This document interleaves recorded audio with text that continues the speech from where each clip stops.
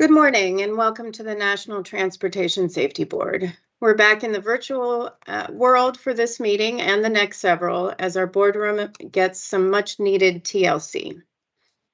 I'm Jennifer Homendy and it's an honor to serve as chair of the NTSB. With me today are my board colleagues, Member Michael Graham and Member Tom Chapman. Vice Chairman Bruce Landsberg is unable to join us today, but his views have been incorporated in the draft report. Today's meeting is open to the public in accordance with the Government in the Sunshine Act. This morning will deliberate the final investigation report of a multi-vehicle collision that occurred in Phoenix, Arizona on the evening of June 9th, 2021. A tank truck hauling milk operated by Arizona Milk Transport was traveling eastbound on State Route 202 when it crashed into a queue of passenger vehicles that were stopped due to a road closure. The crash initiated a series of collisions that involved 6 other passenger vehicles. I'll let the staff get into the details of the crash, but the impacts were devastating and heartbreaking. 4 of the passenger vehicle occupants died, 11 others were injured, including a 6-year-old child. I'd like to take a moment to address those personally affected by this crash. On behalf of the entire agency, please accept our sincerest condolences for all you've been through. I imagine today is going to be a really tough day.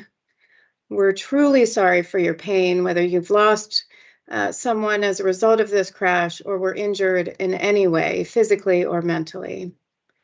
Though we can't alleviate your suffering, we will do everything in our power to strengthen safety so this never happens again. Each board member has studied the draft report and met individually with the investigative team, but this is the first time we've gathered as a board to discuss the report.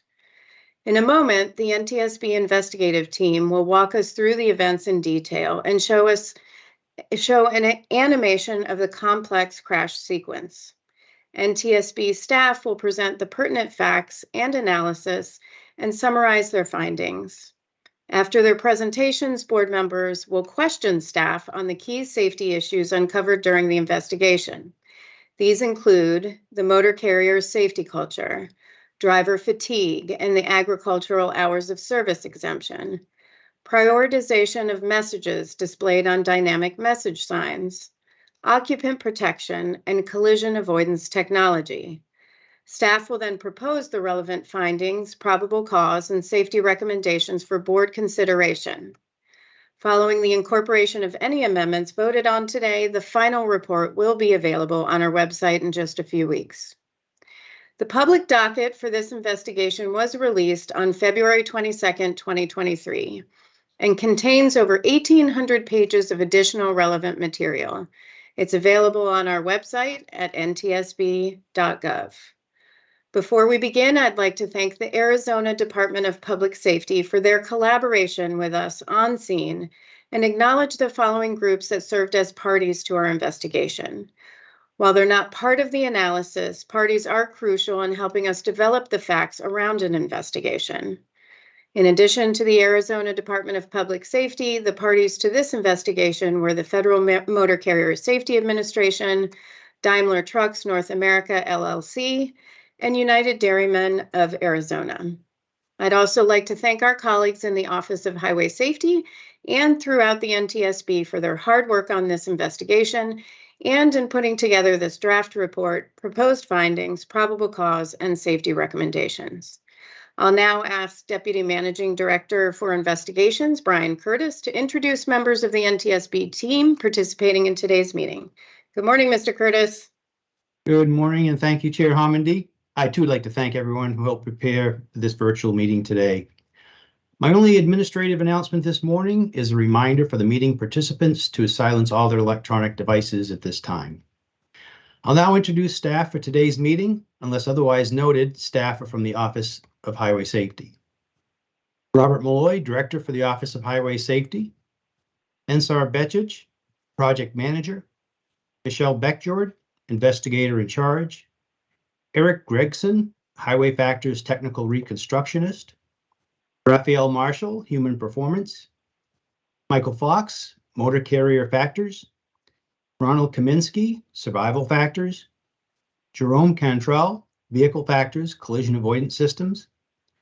Brian Oshakevsky, Director for the Office of Safety Recommendations and Communications. Kathleen Silbaugh, NTSB's General Counsel. Barbara Check, Deputy Director for the Office of Research and Engineering. Julie Perot, Recommendation Specialist from the Office of Safety Recommendations and Communications. Mark Banyard, Chief, the Investigations Division and the Audiovisual Controls for today. Lysandra Garay Vega, Chief of Report Development. And Monica Mitchell, Editor. The presentations will begin with an investigation overview by the investigator in charge, Michelle Beckjord. Ms. Beckjord. Good morning, Chair Homendy, Member Graham, and Member Chapman. This morning, staff will present on a multi-vehicle crash involving a truck tractor and milk tank trailer combination unit colliding with a stop traffic queue that occurred on Wednesday, June 9th, 2021, about 10:07 p.m. On the evening of June 9th, 2021, a truck tractor in combination with a tank trailer hauling milk, operated by Arizona Milk Transport, was traveling eastbound on State Route 202 in Phoenix, Arizona, when it crashed into a line of stopped traffic. The traffic queue in the right lane was due to a previous road closure. The truck driver approached the stopped traffic from behind, and he did not brake or steer away before striking the queue at 62 miles an hour. The combination vehicle struck and partially overrode the vehicle at the end of the traffic queue, initiating a series of chain reaction collisions that involved 6 other passenger vehicles. Following the initial impacts, the combination vehicle crossed the eastbound travel lanes, struck the concrete median barrier, and separated. A post-crash fire destroyed the truck tractor and the 2021 Chevrolet Equinox, shown in the red circle at the top of the photograph. As a result of the crash, 4 passenger vehicle occupants were fatally injured and 11 sustained minor to serious injuries. The truck driver was not injured. This slide lists the staff involved in the Phoenix, Arizona investigation. This slide lists the staff who developed the Phoenix, Arizona investigation report product. The parties to the investigation were the Federal Motor Carrier Safety Administration, the Arizona Department of Public Safety Vehicle Crimes Unit and the Commercial Vehicle Enforcement Unit, the United Dairymen of Arizona Milk Cooperative, and Daimler Trucks North America. As a result of our investigation, the NTSB established that the following factors did not cause or contribute to the crash: the design of the highway, the mechanical condition of the truck tractor and tank trailer, along with the mechanical conditions of the passenger vehicles. Finally, the investigation found the emergency responders were swiftly dispatched, surviving passengers were quickly transported from the scene, and appropriate communication protocols were followed. In summary, the emergency response was timely and adequate. The exclusions regarding the truck driver performance will be covered in another presentation on driver fatigue. The safety issues identified in this investigation include the inadequate safety culture of the motor carrier, the need to reduce the risk of fatigue for drivers operating under an agricultural hours of service exemption, the need to improve the prioritization of messages displayed on dynamic message signs, the need to increase the use of occupant restraints for all seating positions, and the need to expedite deployment of collision avoidance technologies. Staff has prepared presentations on these topic areas. To begin, Mr. Gregson will begin with his presentation on the collision sequence with a crash animation.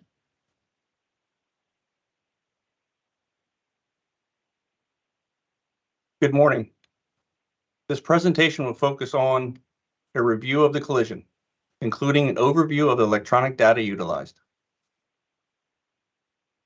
The Freightliner Cascadia truck tractor, in combination with a fully loaded Walker stainless steel tank trailer, operated by Arizona Milk Transport Incorporated, was transporting milk from Stott's Dairy to the United Dairymen of Arizona cooperative plant in the Phoenix area. The collision occurred about 4 miles from the destination. The Freightliner truck tractor was equipped with a forward and inward-facing driver monitoring system. The photograph above is a screenshot from the system at a quarter second prior to the collision. The combination vehicle had been traveling in the right lane between 62 and 64 miles per hour for the 8 seconds of video prior to the collision. Vehicle data showed no braking reaction from the driver, even though there was sufficient distance available to stop.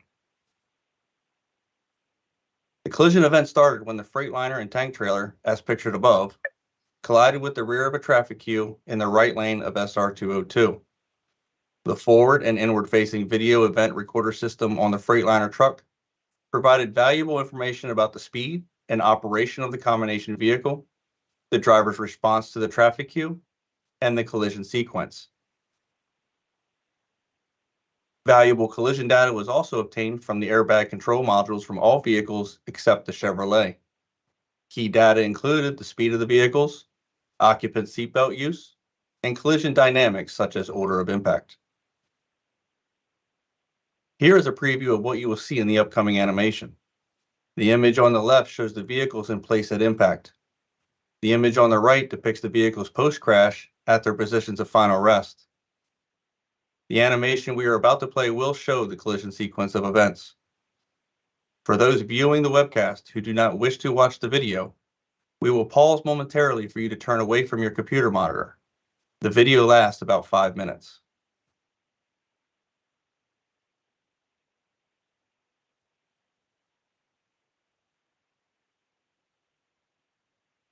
On Wednesday, June 9th, 2021, at 10:07 p.m. Mountain Standard Time, a multi-vehicle crash occurred in Phoenix, Arizona.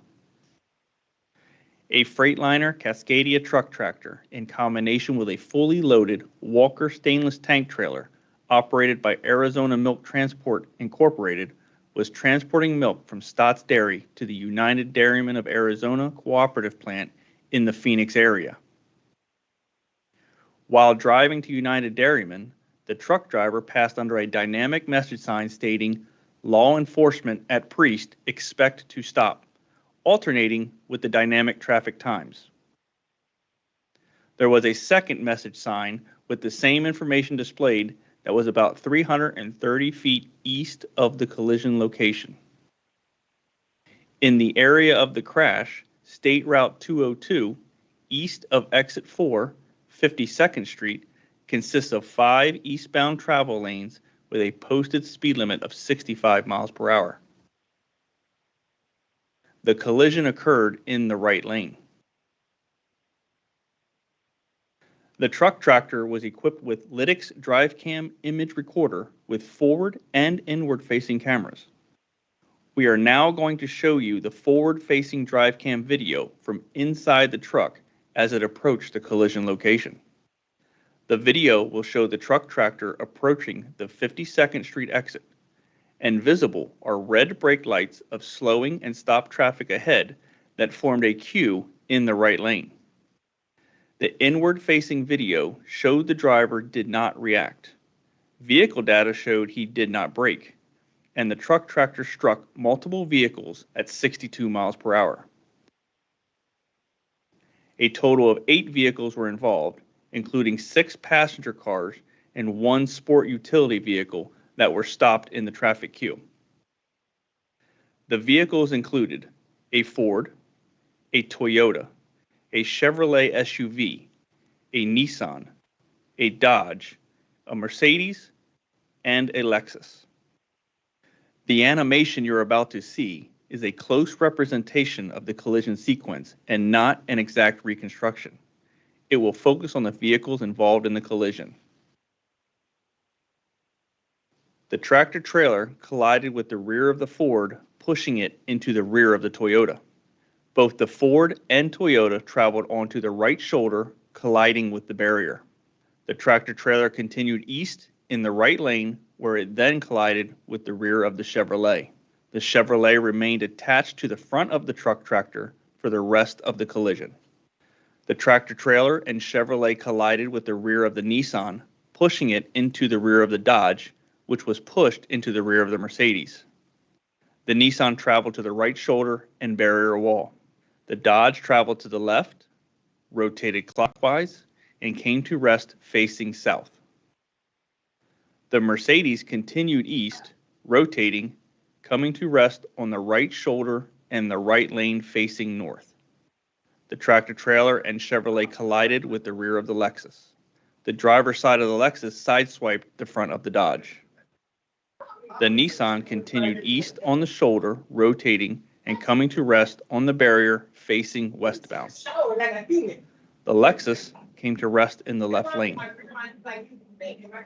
The tractor trailer turned left, traveling across the eastbound lanes. The tractor trailer and Chevrolet collided with the median barrier, redirecting the tractor trailer and Chevrolet east along the barrier.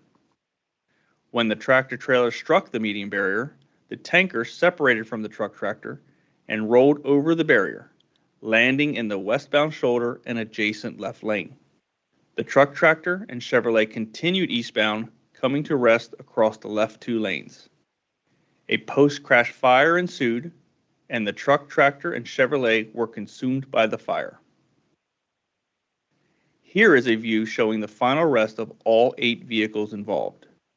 As a result of the crash, 4 persons were fatally injured and 11 persons were transported to the hospital. The truck driver was not injured.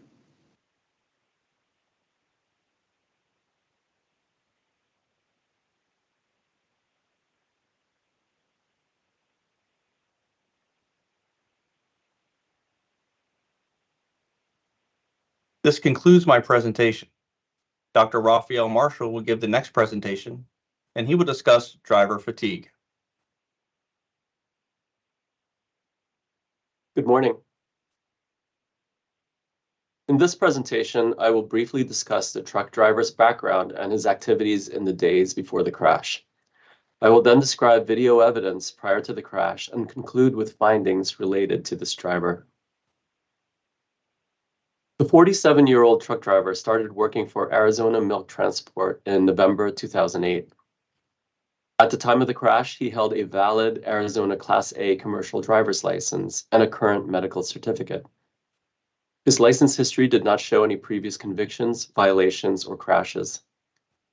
He was familiar with the truck and drove it exclusively during the past 3 years. Based on the evidence, the driver did not have any pre-existing medical conditions and was not taking any prescription drugs that could affect his driving performance. His post-crash toxicology report was negative for alcohol or drugs of abuse. The truck driver's main responsibility was to transport raw milk from local dairy farms to the UDA milk processing facility in the Phoenix area. As illustrated in brown in the figure, he would usually begin his shift in the late morning or early afternoon and finish in the early morning hours. He generally worked between 13 and 14 hours a day. In the 3 nights before the crash, the truck driver arrived home at an increasingly later time, from 2 a.m. to 3:30 a.m. to 5 a.m., which cut into his sleep opportunity. It's estimated that he had about 5.5 to 6 hours of sleep opportunity on the day of the crash. The truck driver was returning to UDA with his second load of milk when the crash occurred.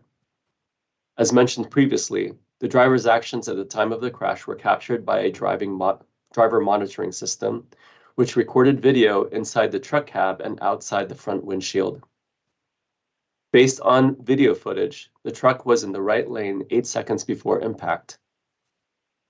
Brake lights from vehicles in the right lane were visible in the distance. Vehicles in the left lane appeared to be traveling at the approximate speed of the truck.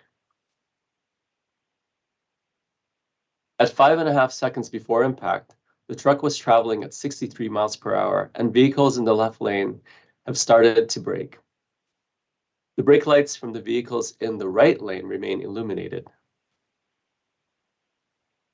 At 2.2 seconds before impact, the brake lights from the vehicles in the right lane remain illuminated and are very visible. According to the truck driver, just before the crash, he noticed brake lights in the distance indicating a backup. Suddenly he saw smoke and flames appear around him. He pressed hard on his brakes before colliding with something, but he didn't know whether he collided with a vehicle or a concrete wall. Video footage from the system's inward-facing camera showed that 8 seconds before impact, the truck driver was facing forward with his left hand on the steering wheel and his right hand resting on his lap. The driver had an earphone in his ear, but there is no evidence that he was on a call or texting. He failed to respond to the approaching traffic queue until 0.25 seconds before impact, when he lifted his right hand from his lap and gripped the steering wheel. Due to the low resolution of the video, we could not determine if the driver's eyes were open or closed before the crash. However, he had negotiated a curve a short time prior to this point. In summary, we were able to exclude several factors as contributing to the crash, including experience, external distractions, and impairment from alcohol or other drugs. The driver had been working long hours through the night in the previous days and had about 5.5 to 6 hours of sleep opportunity on the day of the crash. His lack of response to the conspicuous brake lights of the vehicles in the traffic queue ahead were likely due to fatigue. This concludes my presentation. Mr. Mike Fox will give the next presentation on motor carrier factors and agricultural exemptions.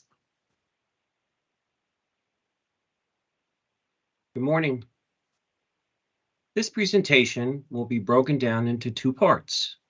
The first part, I will discuss the operations of Arizona Milk Transport, the motor carrier involved in this crash. I'll review how the carrier operated and discuss Arizona Milk Transport safety culture. In the second part, I will discuss fatigue management programs and how they work. I will further discuss the importance of various associations that pertain to the milk and dairy industry, as well as the Commercial Motor Vehicle Safety Alliance, or CVSA, will all play a critical role in providing an opportunity to address some of the safety issues identified in this investigation. Lastly, I will present the broader oversight of the federal regulations of the Agricultural Hours of Service exemption. Arizona Milk Transport, or AMT, obtained their US DOT number in 2005. AMT operates in intrastate commerce and exclusively transports raw milk. At the time of the crash, they owned and operated 26 truck tractors and employed 35 CDL drivers. They do not own any trailers. The carrier operated under the Agricultural Hours of Service exemption. The definition of the federal AG exemption is found under 49 CFR 395.1K, which provides exemptions from the hours of service rules during planting and harvesting periods as determined by the state. The state of Arizona claims harvest season is all year. Under the AG exemption, the transportation of agricultural commodities within 150 air radius from the source of the commodities is exempt from the hours of service rules. An agricultural commodity includes livestock, bees, horses, fish, raw milk, and other commodities. Here is a diagram that further explains the AG exemption. The letter A represents the source of the commodity. Letter B represents the 150 air radius boundary. Letter C represents the destination of the commodity. In the agricultural commodities to market scenario, the hours of service rules do not apply to transportation within the initial 150 air miles from the source of the commodity. However, once the destination of the commodity is beyond the 150 air mile boundary, the driver is subject to the hours of service rules. I will further discuss the AG exemption later in my presentation. As a point of reference, here is a 150 air mile radius from Tempe, Arizona, the location of AMT, superimposed on the state of Arizona. As you can see, the boundary of the radius, occupies most of the state and even touches parts of California and Mexico. In the next several slides, I will describe the AMT safety culture that was in place at the time of the crash. AMT's policies were framed by their safety and conduct policy. This 24-page booklet provided guidance on the hours of service requirements, which were based on the US DOT rules. The AMT policy stated that the hours of service rules were designed to control fatigue. This investigation identified that AMT failed to adhere to their policies regarding on-duty hours. It should be noted that the AMT policy did not mention or describe the AG exemption and, moreover, did not have a standalone fatigue policy. The AMT policy stated that drivers were to use timesheets for record of duty purposes. The driver was to record the start time, end time, and total hours worked.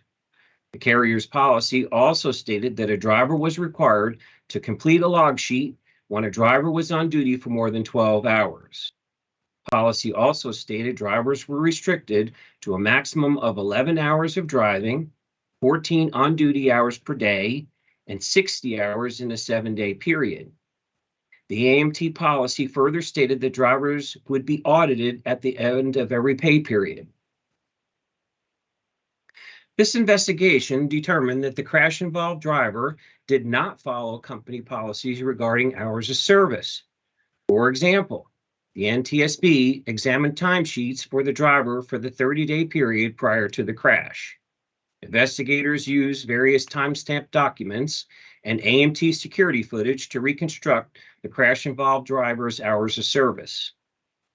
Examination of those records showed the driver regularly worked more than his self-reported hours. As shown in this table, the crash-involved driver recorded 12 hours or less per day. Investigators, however, determined the driver had worked in excess of 60 hours for the 3 weeks prior to the crash. In fact, the driver worked over 83 hours one week and 77 hours another. In addition, the NTSB found several additional drivers did not follow AMT's hours of service policy. For example, 4 drivers showed they had worked more than 60 hours. In fact, one driver worked 80 hours in 7 days, and another had worked 89 hours in 7 days. It should be noted that non-exempt drivers are restricted to a maximum of 60 hours in 7 days. AMT's fleet was equipped with a Lytx DriveCam system, such as the one shown on this slide. DriveCam is a fleet management and driver monitoring system which records safety-related occurrences when triggered by hard braking or vehicle stability control events. An effective carrier would then conduct coaching sessions with a driver involved in that event to improve their driving and safety performance. Here is an example of AMT's ineffective implementation of DriveCam. The crash-involved driver was reprimanded in September of 2020 for using a cell phone, which was caught on DriveCam. He was warned that future events would result in termination. A month before the crash, the DriveCam was triggered by a hard brake and showed the driver using a handheld cell phone. AMT did not terminate or discipline the driver. We also examined the DriveCam records for other drivers. Further examination of the DriveCam records showed that many of the AMT drivers had dozens of events, including one driver who had 128 events in 10 months. Of the DriveCam events reviewed, 77% had not been assigned a driver. DriveCam data indicated that drivers kept repeating the same unsafe driving behavior and policy violations, indicating a lack of improvement and ineffective implementation of fleet management system. As demonstrated in the previous slides, AMT failed to maintain adherence to its own policies. AMT's lack of oversight to ensure adherence to company policies allowed the crash-involved driver and others to operate well beyond AMT's allowable hours. Additionally, Although AMT equipped its vehicles with a driver monitoring system, the carrier's implementation of the system was ineffective in improving driver behavior and in reducing violations of carrier safety policies. To address these issue areas, staff is proposing 2 recommendations. The first is that AMT needs to implement an improved coaching program as part of their fleet and driving monitoring system that would improve driver behavior and reduce instances of violations of carrier safety policies. And secondly, that AMT establish a process to regularly review drivers' hours of service and adhere to carrier policies. AMT's lack of oversight of drivers' hours of service and failure to enforce its own policies would increase the risk of drivers operating while fatigued. This was exacerbated by the fact that AMT lacked a fatigue mitigation program. The NTSB has long advocated and made recommendations for motor carriers to implement fatigue management programs to mitigate fatigue. An excellent example of a fatigue management program is the North American Fatigue Management Program, or NAFMP. The NAFMP was developed by the FMCSA and launched in 2013 as a voluntary program and free of cost to motor carriers. It is a comprehensive program that provides educational training modules for drivers, their families, managers, dispatchers, and shippers. It also educates on sleep disorders and screening practices. This investigation determined that AMT did not have a fatigue management program and failed to mitigate the risk of fatigue for its drivers who frequently operated beyond maximum hours of service limits for non-exempt carriers. Therefore, staff is proposing a recommendation to AMT to develop and implement a fatigue management program based on the NAFMP. Motor carriers can considerably reduce fatigue-related crash risk, and improve safety by implementing a fatigue management program. The CVSA is a nonprofit association comprised of local, state, and federal commercial motor vehicle safety officials and industry representatives that provide guidance to organizations that enforce commercial motor vehicle safety inspections. In December 2021, the FMCSA awarded the contract to CVSA to operate and manage the NAFMP. According to CVSA, they plan to expand the program and develop future reiterations. CVSA has already started by hosting webinars and educational events at conferences. The CVSA, as the operator of the NAFMP, can directly influence all motor carriers in reducing the risk of operating while fatigued, including those operating under the AG exemption. Therefore, staff is proposing a recommendation to the CVSA to develop a dedicated outreach plan that focuses on motor carriers that operate under the AG exemption. An immediate measure to address the safety risk of operating fatigued under the AG exemption could be addressed specifically by the milk industry. Thanks to the help of the Food and Drug Administration, the NTSB has been meeting with 3 key stakeholders in the milk industry. The first is the National Conference for Interstate Milk Shipments. The second is the International Dairy Food Association. And third is the International Milk Haulers Association. All 3 of these associations hold a vital role in the oversight of milk safety and processing. Milk cooperatives and dairy processing plants can mitigate the risk of fatigue driving by incorporating a transportation safety component in their oversight of motor carriers. As such, staff is proposing recommendations to all 3 associations to encourage members who contract with motor carriers to implement fatigue management program. Now I would like to discuss the broader oversight of the hours of service limits. The Motor Carrier Act of 1935 first established the hours of service rules. Since then, the rules have remained rather constant, ranging between 10 and 12 hours of maximum driving hours and between 12 and 15 maximum on-duty hours.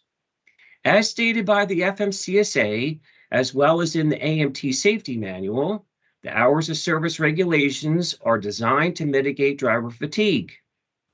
Research has shown that drivers who operate between 10 and 11 hours have 3.5 times greater crash rate than those operating within the first hour.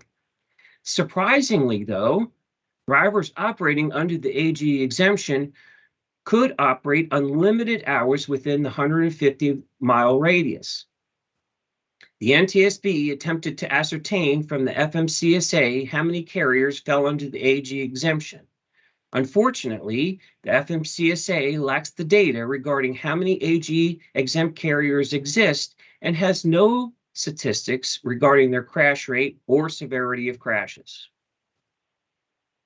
Staff found that drivers operating under the AG exemption that operate beyond traditional hours of service limits would be at greater risk of fatigued operation. The use of the AG exemption was never intended to be an unmonitored operation. The National Highway System Designation Act of 1995, Section 345D, stated that the Secretary shall monitor the commercial motor vehicle safety performance of drivers subject to an exemption under this section. If the Secretary determines public safety has been adversely affected by an exemption, the Secretary shall report to Congress on the determination. Staff found, due to limited oversight and lack of monitoring of motor carriers operating under an agricultural exemption, the extent to which these motor carriers operate beyond traditional hours of service limits, which can increase the risk of fatigued operation by drivers, is unclear. Because no data exists due to limited oversight and lack of monitoring under the AG exemption, staff is proposing 2 recommendations to the U.S. Department of Transportation. The first is to develop and implement a program to determine the prevalence of motor carriers operating under the AG exemption and study their safety performance regarding fatigue-related crashes, risk of operation, and adherence to fatigue management principles, and make the findings publicly available. Staff is also proposing to the U.S. DOT to require motor carriers who operate under the AG exemption to implement a fatigue management program. In conclusion, AMT safety culture was inadequate. They did not follow their own policies, and they did not utilize their driver monitoring system to correct driver behaviors.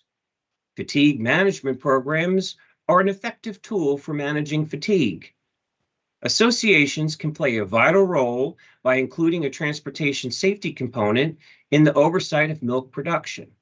Finally, the AG exemption allows for drivers to operate unlimited hours within the 150 air-mile radius and needs to be evaluated by the U.S. DOT. This concludes my presentation. The next presentation will be made by Mr. Gregson, who will discuss the prioritization of messages on dynamic message signs. Good morning. My presentation gives a brief overview of what a dynamic message sign is and the Arizona Department of Transportation priority levels for dynamic message signs. I will also discuss the priority level ADOT used for the messages displayed on the dynamic message signs at the time of the crash. Finally, I will discuss what level was appropriate for the dynamic message signs relative to the safety risk for the incident. A dynamic message sign, as the one illustrated in the photograph to the right, are large signs over or near roadways. Dynamic message signs display messages to the public, including safety messages, other travel information, and dynamic travel times posted during rush hours. ADOT Traffic Operations Center staff activate and deactivate DMS in response to an incident. ADOT has 10 separate priority levels. The importance of the message will dictate at what level that message will be sent. The 10 priority levels are broken down into 2 groups, high and low, and will interact with the dynamic travel times accordingly. High priority messages are grouped into levels 1 through 3 and overwrite the dynamic travel times. A level 1 message is used for automated wrong way messages. A level 2 message is used for active unplanned closures. And a level 3 message is used for active planned closures. Low priority messages are grouped into levels 4 through 10 and alternate messages with dynamic travel times. A level 4 message is used for active unplanned lane restrictions or ramp closures. A level 5 message is used for active planned lane restrictions or ramp closures. And levels 6 through 10 are used for information-related event messages such as Amber Alerts. On the night of June 9, 2021, prior to the fatal multi-vehicle collision, all 5 lanes of eastbound SR 202 were closed by the Arizona Department of Public Safety at 9:16 p.m. This was in response to a non-traffic incident that required the closure of all 5 lanes with traffic diverted off the roadway at exit 6 Priest Drive. For this closure, ADOT Traffic Operations Center activated 2 dynamic message signs prior to the road closure. The message seen in the photograph on the right alternated with the dynamic travel times every 2 seconds. All 5 eastbound lanes were reopened at 10 p.m. and the fatal multi-vehicle collision occurred at 10:07 p.m. During the post-crash investigation, ADOT stated the message regarding law enforcement activity and traffic stoppage in the eastbound lanes of SR 202 that occurred at 9:16 p.m. was classified as a low priority message level 4. A level 4 message is reserved for active unplanned lane restrictions or ramp closures that carry with it alternating messages with the dynamic travel time message. The full eastbound roadway closure incident was not a lane restriction, and according to the ADOT manual, should have been considered a high priority message level 2 as it was an active unplanned roadway closure. Had the message regarding law enforcement activity and traffic stoppage been classified a high priority message level 2, the message would have been displayed as a standalone message and overwritten the dynamic travel times for a fully closed roadway, instead of displaying as an alternating message. In addition, the message would have been displayed to motorists continuously without interruption. Use of dynamic message signs should display messages that match the safety risk of the traffic incident. It should be noted that even if the message had been prioritized as a level 2 message to match the full road closure, it is unlikely the alternating messaging at a level 4 had any effect on the driver's failure to see the traffic cue.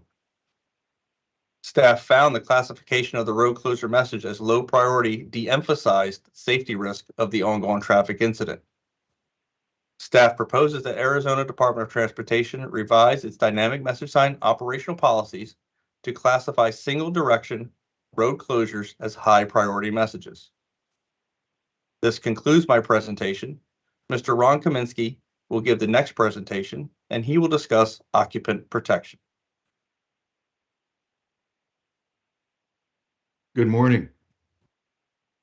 In this presentation, I'll discuss the importance of wearing occupant restraints. Let me note when I say occupant restraints, in this presentation, I'm referring to seatbelts. I'll also discuss the lack of restraint usage by adult passengers and the improperly secured child without a booster seat. I'll also review Arizona's seatbelt laws. Lap shoulder belts are designed to control an occupant's motion during a crash, reduce impacts both inside and external to the vehicle, and position the occupant to benefit from the deploying airbag systems. Vehicle occupants wearing a lap shoulder belt are less likely to be ejected and sustain fatal injuries. The use of a booster seat for a rear-seated child occupant places the child in the correct position to benefit from the lap shoulder belt. The injuries sustained by several vehicle occupants in the Phoenix crash were the result of their lack of using the available restraints. Shown above are 3 of the 7 passenger vehicles involved in the Phoenix crash: the Nissan Altima, the Dodge Charger, and the Mercedes-Benz. The Nissan front right passenger, circled, was unrestrained and was ejected, sustaining fatal injuries. The right rear passenger in the Nissan, circled, was unrestrained and sustained a serious neck injury during the collision sequence. The driver of the Dodge, circled, was unrestrained and sustained serious facial, spinal, and right leg fractures. Compared to the Dodge front right passenger, circled, who was restrained and sustained only contusions from her seatbelt. Finally, in the Mercedes-Benz, the 6-year-old child who was only 50 inches tall was seated in the back right seat wearing a lap shoulder belt, but was not placed in a booster seat. The state of Arizona requires that all children between ages 5 and 8 who are less than 58 inches tall to use a federally approved booster seat. The child's use of the lap shoulder belt without the booster seat resulted in her sustaining a whiplash and a neck abrasion. Arizona has a secondary enforcement, meaning police officers can ticket a driver or vehicle occupant for not wearing a seatbelt, but only after stopping the vehicle for another offense. Arizona's secondary enforcement seatbelt use law applies only to front seat occupants. Following an investigation of a 2014 bus crash in Davis, Oklahoma, where the bus was seatbelt equipped, however, the bus occupants were not wearing the belts and were fatally injured when they were ejected in the crash. The NTSB recommended adoption of primary enforcement of seatbelt use in all so equipped seating positions in all vehicles. The NTSB issued a recommendation, H-1542, to all 50 states, including Arizona, the District of Columbia, and Puerto Rico. In the Phoenix crash investigation, we found that the lack of restraint usage resulted in serious and fatal injuries and ejection. The seatbelt use for adults in states with primary enforcement seatbelt use laws for front and rear seat occupants in passenger vehicles and light trucks is 4% higher than other states. In 2019, Arizona State Legislature considered but did not pass a bill requiring enforcement of seatbelt use in both front and rear seating positions. Therefore, staff proposes reiterating H-1542 to Arizona and the remaining states that currently do not have primary enforcement laws.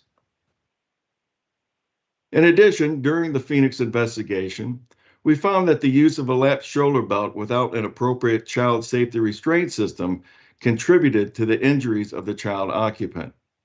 Children are usually between 8 and 12 years old when a seatbelt fits them properly. Booster seats raise the positional height of the child, ensuring the appropriate fit of the adult lap shoulder belt. The National Highway Traffic Safety Administration, NHTSA, found that booster seats are 65 to 68% effective in reducing moderate to critical injuries of 5 to 8-year-old vehicle occupants in all types of crashes. Often, children who have outgrown a child car seat are transitioned to an adult seat before the lap shoulder belt fits them correctly. Therefore, staff is proposing issuing a safety alert to the public addressing this issue. The draft alert is an update to Safety Alert SA-002 addressing child passenger safety, which can be found online at ntsb.gov. This concludes my presentation. Mr. Jerome Cantrell will be next presenting on the crash avoidance technologies. Good morning.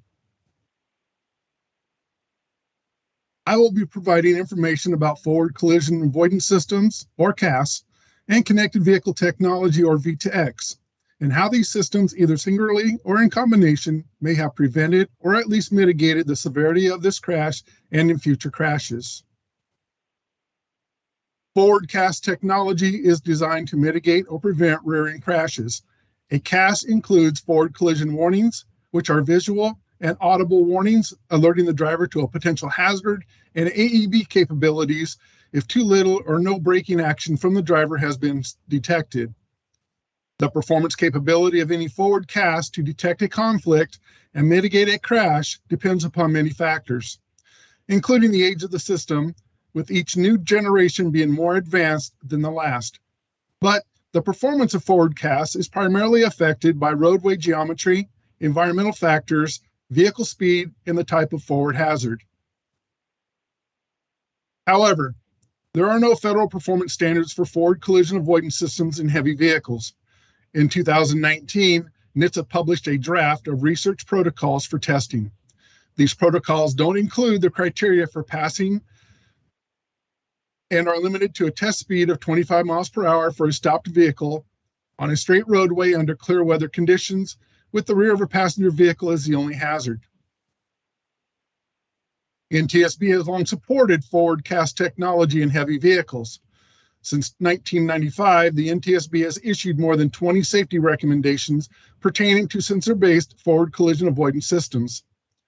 Then in 2015, we recommended to NHTSA that the agency complete as soon as possible the development of performance standards and testing protocols for forward casts in commercial vehicles. This recommendation remains classified as open, unacceptable response. Although this crash occurred on a straight roadway with clear weather conditions and the rear of a passenger vehicle visible in the same lane of travel, the 62 to 64 mile per hour speed of the truck tractor exceeded NHTSA's research testing protocols of 25 miles per hour for a stopped lead vehicle. Staff proposes reiterating H15.5 to NHTSA to complete the development of performance standards and protocols for forward casts in commercial vehicles. While there are many parameters that present severe challenges to the current sensor-based forward casts, these are not limiting factors for another type of vehicle technology, which is communication-based connected vehicle technology. This technology is described as vehicle to everything, or V2X. This is because V2X technology enables vehicles to communicate with each other, with other roadway users, and with infrastructure. The vehicles communicate information regarding their speed, location, direction of travel, brake status, and other safety critical information. The effectiveness of V2X technology is not affected by roadway geometry, inclement weather, line of sight, or vehicle speeds. Due to its advantages, V2X technology represents a great complement to sensor-based forward casts. For that reason, the NTSB has long supported connected vehicle technology. In 2013, the NTSB issued two safety recommendations to NHTSA, H1330 and H1331, to develop performance standards and mandate connected vehicle technology in all highway vehicles. Both safety recommendations have been previously reiterated 5 times since 2013. NHTSA has made little progress towards implementing the recommendations beyond issuing a notice of proposed rulemaking in 2017. Currently, both recommendations are classified open, unacceptable response. Because V2X technology can provide alerts between vehicles much earlier than radar or camera sensors alone, it provides drivers more time and a better opportunity to avoid a crash. In this crash, if connected vehicle technology had been installed on the truck tractor and at least one of the involved vehicles in the traffic queue, the truck driver would have been alerted well in advance to take necessary action to prevent the crash from happening, or at least mitigated the severity. It is incumbent upon NHTSA to develop minimum performance standards for connected vehicle technology for all highway vehicles. Staff proposes reiterating two safety recommendations, H1330 and H1331, to NHTSA to develop performance standards and mandate connected vehicle technology in all new highway vehicles. The FCC's final rulemaking impacts the connected vehicle technology industry and State Department of Transportation's vehicle-to-infrastructure deployments across the country. In October of 2021, the FCC finalized the final ruling that ordered states and other entities to terminate the use of the lower 45 megahertz of the original safety band by July of 2022. This ruling forced DOTs and local governments to end most of the existing vehicle-to-infrastructure projects, which were based on dedicated short-range communication, or DSRC technology. Interference from unlicensed devices using the neighboring spectrum bands introduced a high risk of harmful interference to the communications of V2X devices. In 2022, the NTSB issued one safety recommendation to the US DOT. H22.1, to implement a plan for nationwide deployment of connected vehicle technology, and one safety recommendation to the FCC, H22.6, to evaluate the potential harmful interference. Since the issuance of these recommendations, the V2X technology has matured and its effectiveness demonstrated by considerable research. Challenges to the future of V2X is the result of many factors, primarily spectrum availability, potential for V2X applications to be severely compromised by interference, and the lack of concrete steps from the Department of Transportation. As discussed earlier, had some of the vehicles involved in the Phoenix crash been equipped with V2X technology, the truck driver and the forward cast systems might have been alerted early enough that the collision might have been mitigated in severity or the crash prevented altogether. A prominent role by both the FCC and the US DOT is needed to ensure an optimal environment for connected vehicle deployment with sufficient safety spectrum clear of interference. While US DOT held a V2X summit last year, no concrete action was taken by the US DOT and the FCC to address the most recent recommendations. Therefore, staff proposes to reiterate safety recommendation H22.6 to the FCC and safety recommendation H22.1 to the US DOT, and to classify safety recommendations H22.6 and H22.1 to open unacceptable response. This concludes staff's presentations, and we would be happy to answer any questions you may have.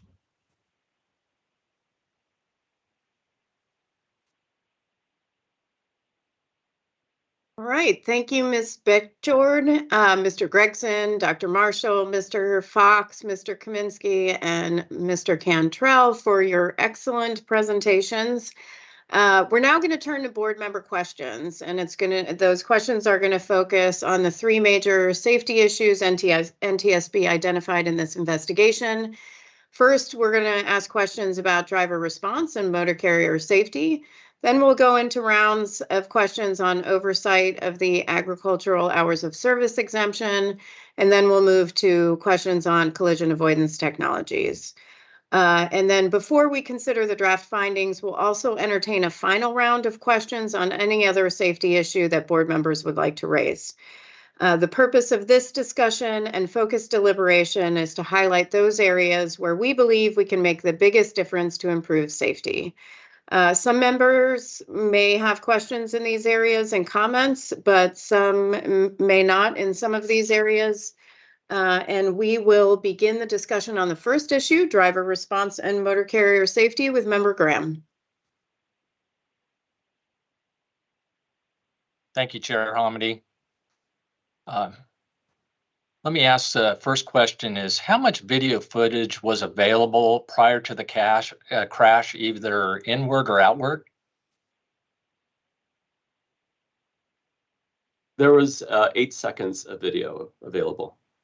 8 seconds. So we don't really know much about the driver, the truck driver's performance prior to the crash. For instance, if he was swerving in the lane, or he had slow reaction to other traffic prior to the crash?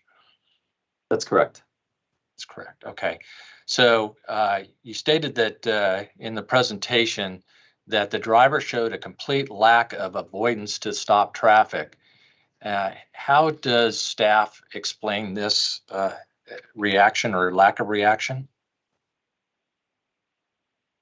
Well, I think for our report, we looked at several things about the driver. We noticed that he didn't make any responses, as he approached the traffic queue. Yet, seconds before, he did also negotiate a curve. So our feeling is that his lack of response was due to inattention blindness, which is when there's a situation where a seemingly conspicuous visual stimulus is missed by an individual who's either doing another task or who's lost in his own thought, like in mind wandering. Okay. And what would be a cause of that? Would fatigue be part of the cause of that? Yeah, fatigue is a major cause of lapses of attention, like mind wandering. And based on his schedule, this driver had worked several hours. I mean, just like very long hours, 13, 14-hour days, and didn't have much sleep prior to the crash. Thank you for that. What was the registered gross vehicle weight rating of the combination vehicle? It was 80,000 pounds. 80,000. And what was the combination vehicle weight at the time of the crash? I don't have that figure in front of me, but it was in excess of 80,000 pounds. Yeah, it was, I think the draft report says 81,860 pounds. Okay. Was this common for this driver to exceed the gross vehicle weight rating for the vehicle? Yes, sir. Unfortunately, about 50% of the weigh scale tickets that we reviewed were overweight. And were these reviewed just for this driver, or were they reviewed for other drivers? For this driver only. For this driver, okay. Was there any concern on part of the American Milk Transport of this being overweight, or a concern of this driver doing this? Well, we found it troubling because it was in their policy, and it was also in the contract with UDA that drivers would have to weigh the truck empty and loaded. So the driver knew he was overweight every time it happened. Yeah, your draft report states that the weight of the truck was not a factor in the crash, but the weight scale tickets showed the driver regularly operated the combo vehicle loaded beyond maximum gross vehicle weight rating in violation of Arizona law. And to me, that's just another one of these that shows a pattern of poor oversight by the carrier.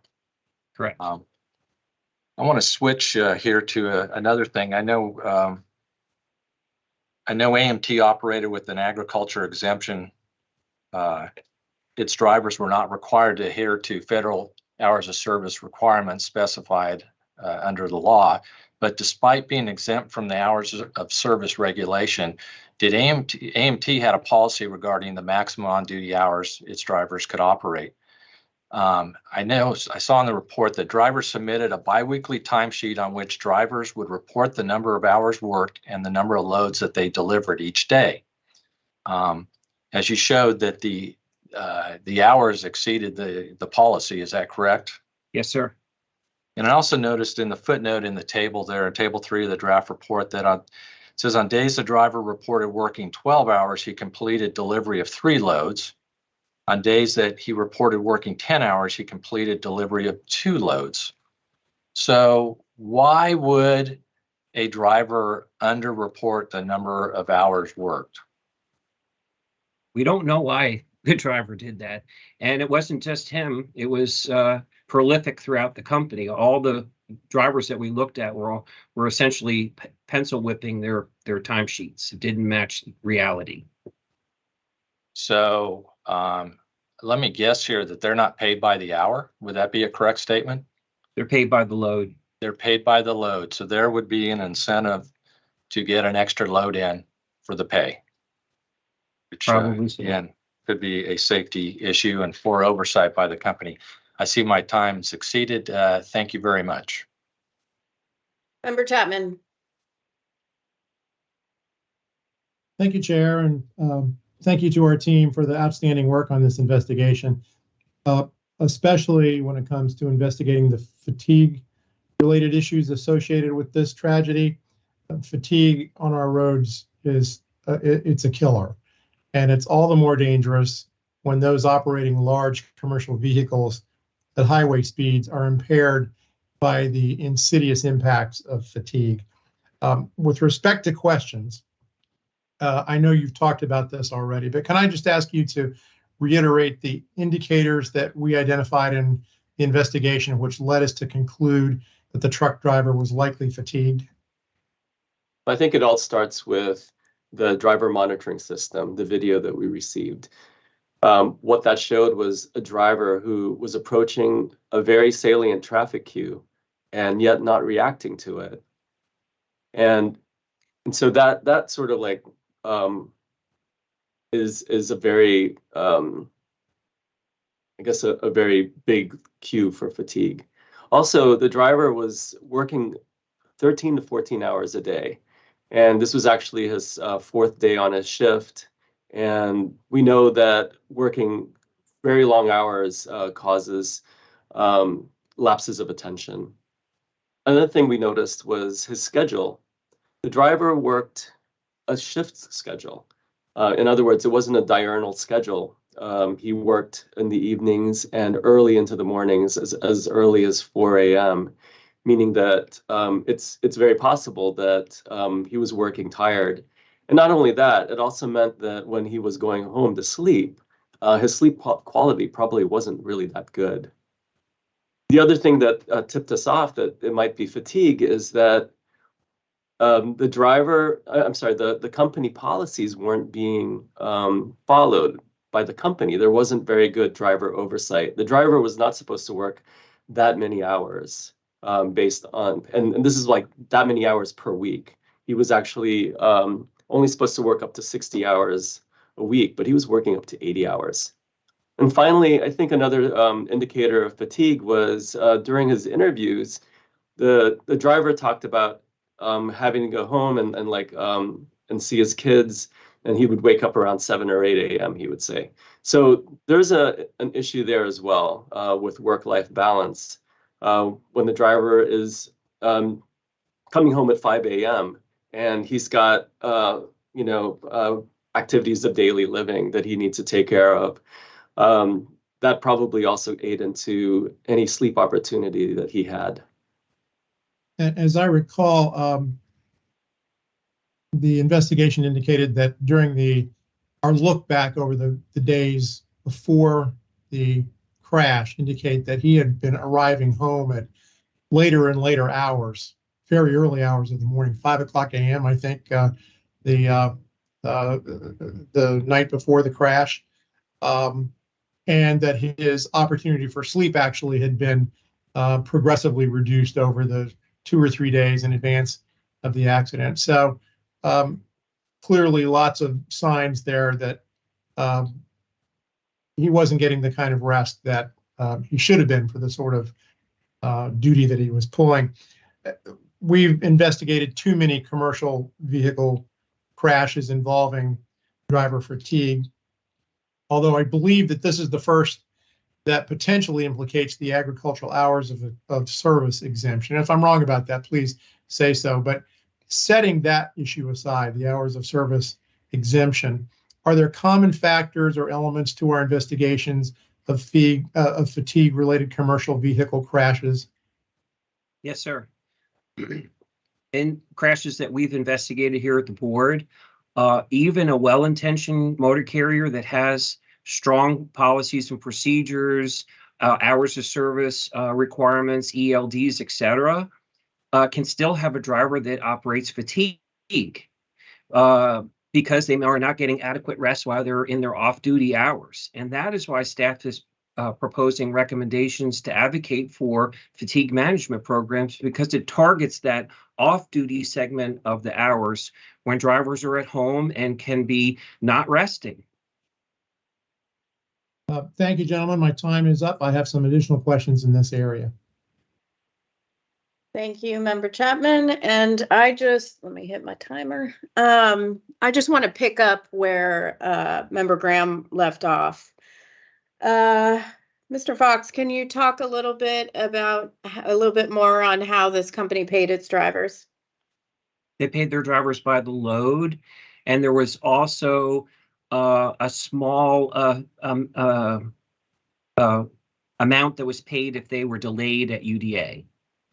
So if they were delayed, if they had non-driving time, they did get something, but that didn't kick in for about 90 minutes though, right? Right. Yes, ma'am. So it didn't kick in until 90 minutes. They'd get a little something when they were waiting, if there was a delay or if any sort of non-driving time. So the focus was really on pay by load. So if you picked up an extra load, you got paid more, right? Yes, ma'am. Mm-hmm. Was there any sort of bonus or award structure on top of that? They did have a bonus program, but it was not a safety bonus program, so to speak. It was based more on performance. Staff investigators questioned AMT about that, and we were a little puzzled why it wasn't integrated into safety components and rather about performance. Was showing up every day part of the award bonus program? Was that considered? Yes, ma'am. It was required that they be available for work 50 weeks a year. Okay. So would you say there's a bit of an incentive to drive? Yes. Yeah. Yes, ma'am. And yeah, because you know, I mean, it brings home more pay, of course, which is critical for, you know, a family if you're in need. But it also encourages fatigue, right? Yes, ma'am.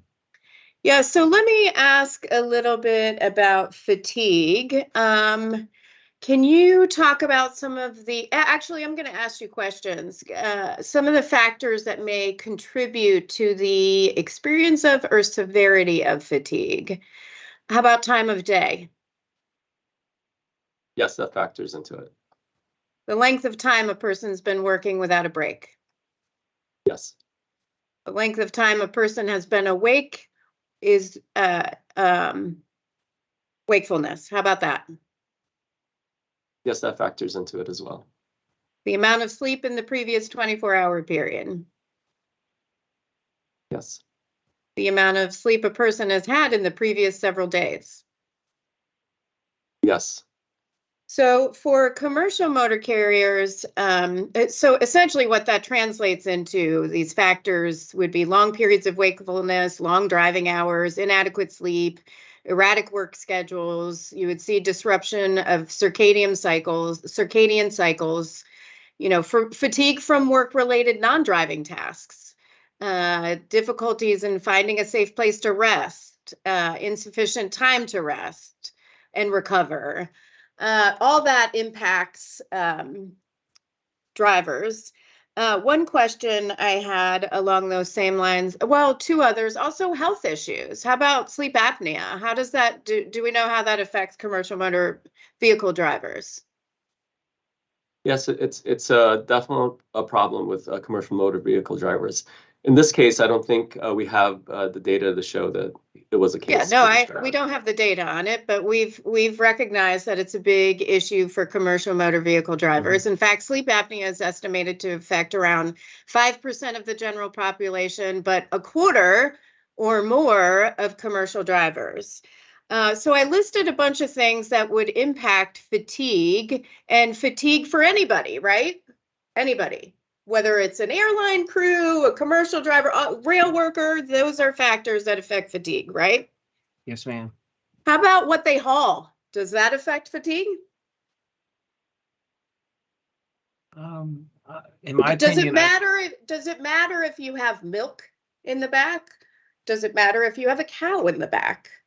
Do you have the same, and I'm not talking about the agricultural exemption. Put aside the agricultural exemption. I'm saying if you have stuff in the back, does it matter what the stuff is in the back? Exactly. No. Thank you very much. And so that ends this round of questioning for me. I'm now going to, I have many more questions, but I'm going to now turn to Member Graham. Thank you, Chair. The drive cam system you talked about, what was the intent of the program? The drive cam system is a inward-facing, driver-facing, and outward-facing camera system that provides real-time triggering of events. If a driver has a stability control or a hard brake or a sudden maneuver, it will send an alert to the motor carrier and to their server, alerting them that there was an event.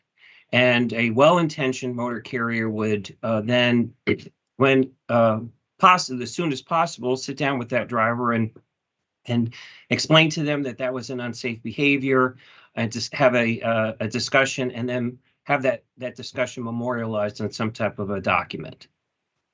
Okay, thank you for that. Did this carrier, did they have like a policies and procedures for this program for the drivers to understand? No, Were it's not.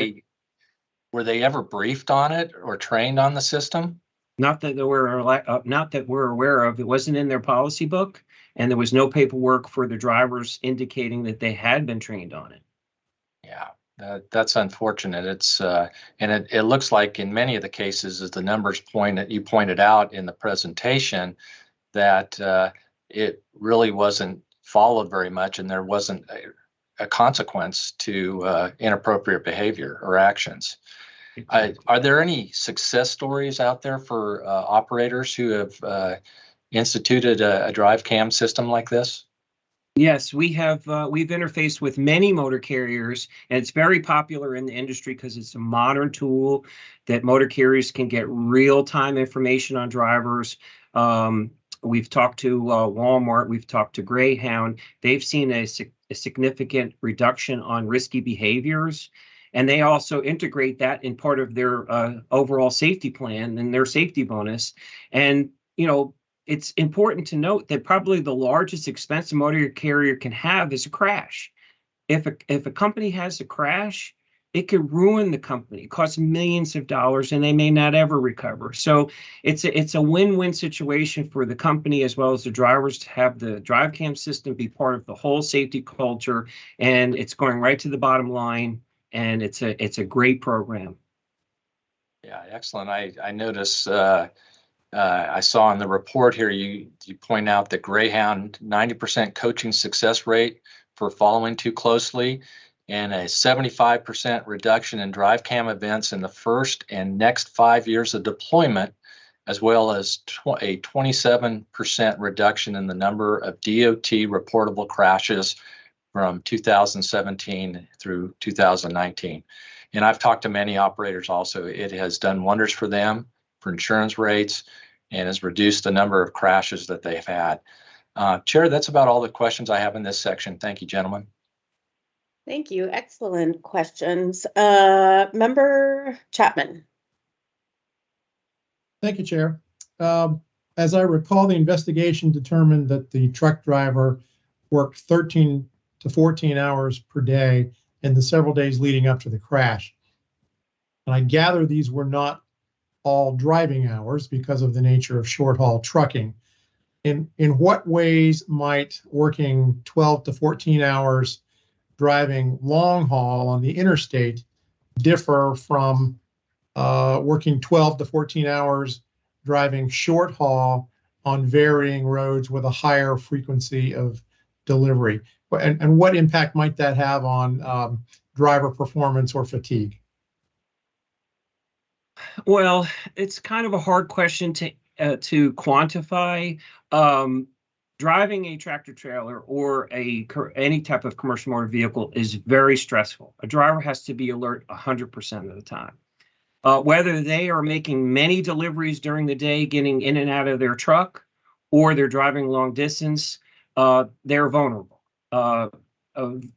Cars, motorists want to fly around, weave in and out of tractor trailers. They have to be very alert, whether that's in city traffic or over the road.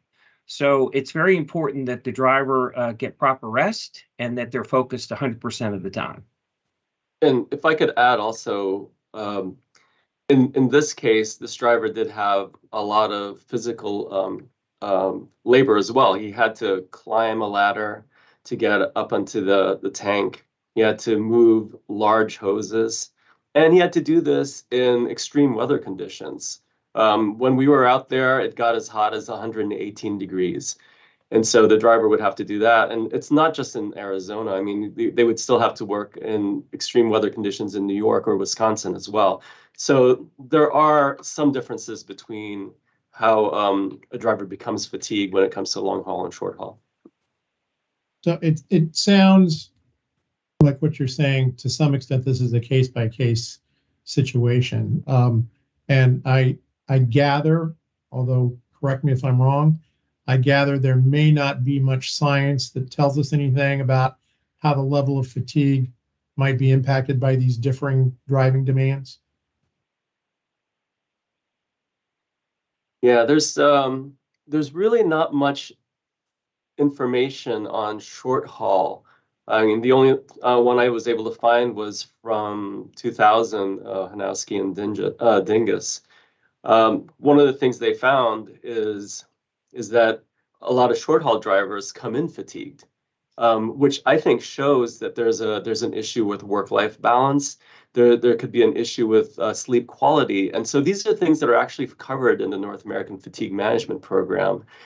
They actually do talk about how to actually balance work and life, how to deal with sleep disorders, and just the importance of all of these things. And not only is there training for the drivers, there's also training for the family members that the drivers have. Mhm. So it's a really amazing program. Yeah, interesting. The draft report describes the implementation of fatigue management programs at Greyhound and Walmart, and they appear to be solid examples. Yet, candidly, Greyhound and Walmart are significantly larger companies, and AMT operates much differently. This is not an issue that's unique to motor carriers. This is something we see in other modes as well.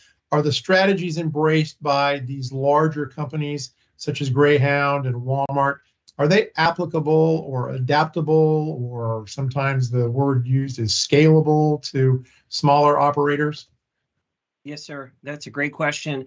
The size of the carrier is irrelevant, whether you're a large carrier like a Walmart or a smaller carrier like AMT. Fatigue is fatigue. So fatigue management programs are just such an excellent tool to mitigate fatigue. And especially since this subgroup of carriers is not really adhering to traditional hours of service regulations, it's really important that they follow a fatigue management program. And that is why we're directly targeting a recommendation to AMT that they implement a fatigue management program modeled after the North American Fatigue Management Program. Thank you, fellas. Very helpful. Chair, that's all the questions I have in this area. Thank you very much. A few more questions from me. Can you talk a little bit about the safety culture at AMT?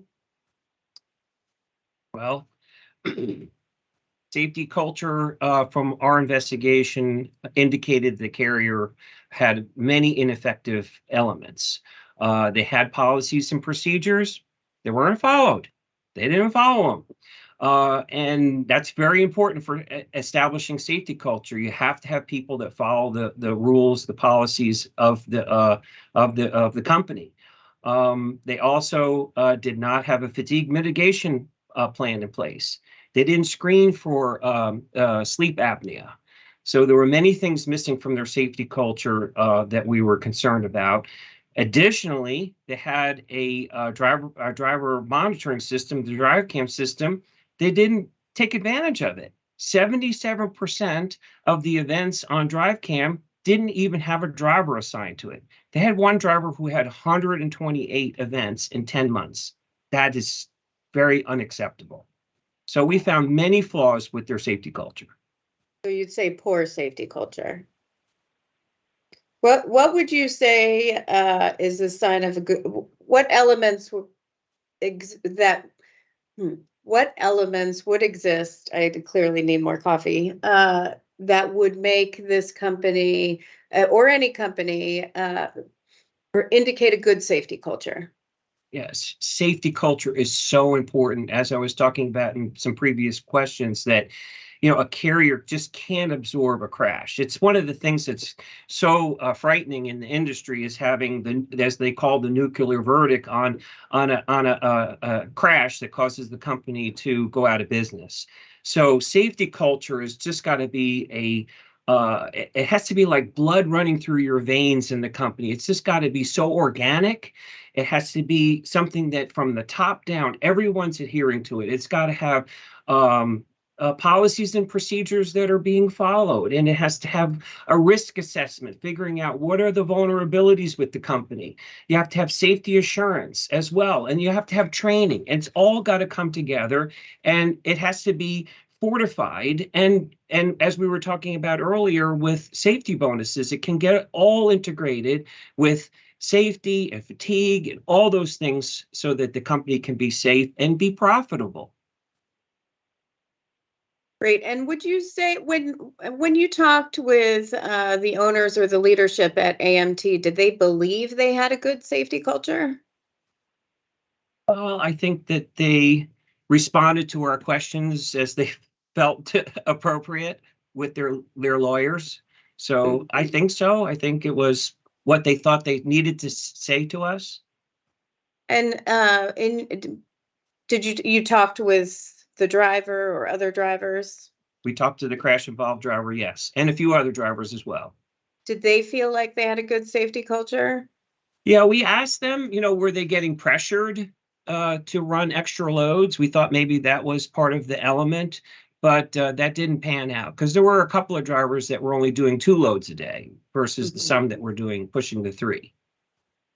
Did you find that safety was a priority throughout the company, whether it was leadership or rank and file? I felt that the whole atmosphere there, as well as at UDA, is that the milk was the priority. Okay. No, thank you for that. And, I'm going to hold my other questions. I have about 52 seconds left, so I will come back. Member Graham. I have no more questions in this area, Chair. Thank you. Thank you. Member Chapman. Likewise, Chair. No further questions in this area. Okay, I will ask some more questions and then come back and just check with folks.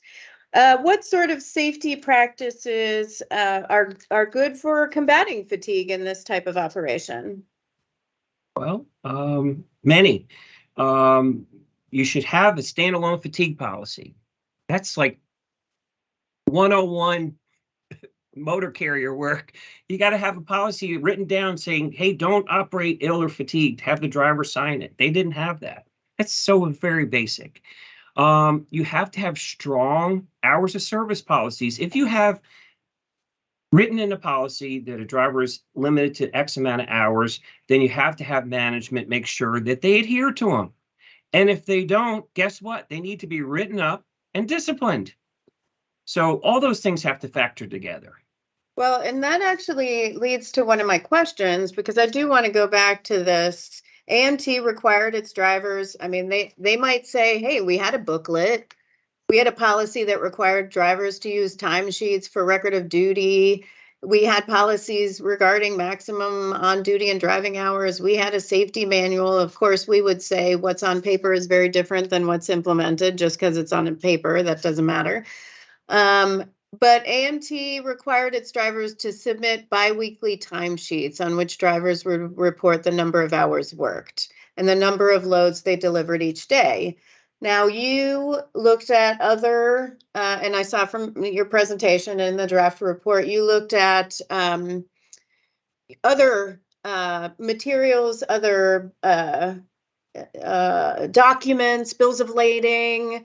You looked at phone records, yard security videos, fuel logs, and weight scale tickets to see did that match up with what the driver had said or put down on the form, and you saw no. In fact, it was the driver reported on duty hours for May 16th through 22nd that said, hey, I was on duty for 70, but it was really 83.25 that we calculated.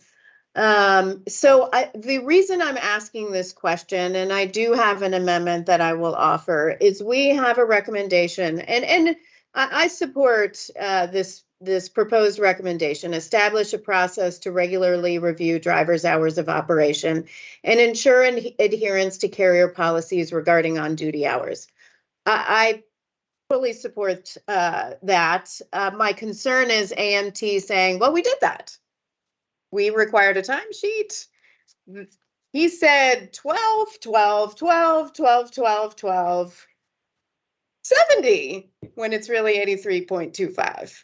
So I do have a little bit of concern that that the carrier will continue to do the bare minimum instead of going the extra doing the extra effort of looking at other documentation to see, does this match up to what this driver is saying? So I do have an amendment on that, but thought I would just point out some things on that. All right, so I'm gonna turn to something else. The North American Fatigue Management Program. Have we issued recommendations on that before? Yes, we have. Yes, we have. Ms. Perot, do you want to talk about that? We issued a recommendation to the Federal Motor Carrier Safety Administration in 2010, reiterated it several times, and eventually we ended up closing it unacceptable action because FMCSA did not, they remain advocates of a voluntary system. They decided not to require it. And is it our recommendations for all motor carriers? Is it both? So for North American Fatigue Management Program, is that for both interstate and intrastate, the voluntary program? Okay.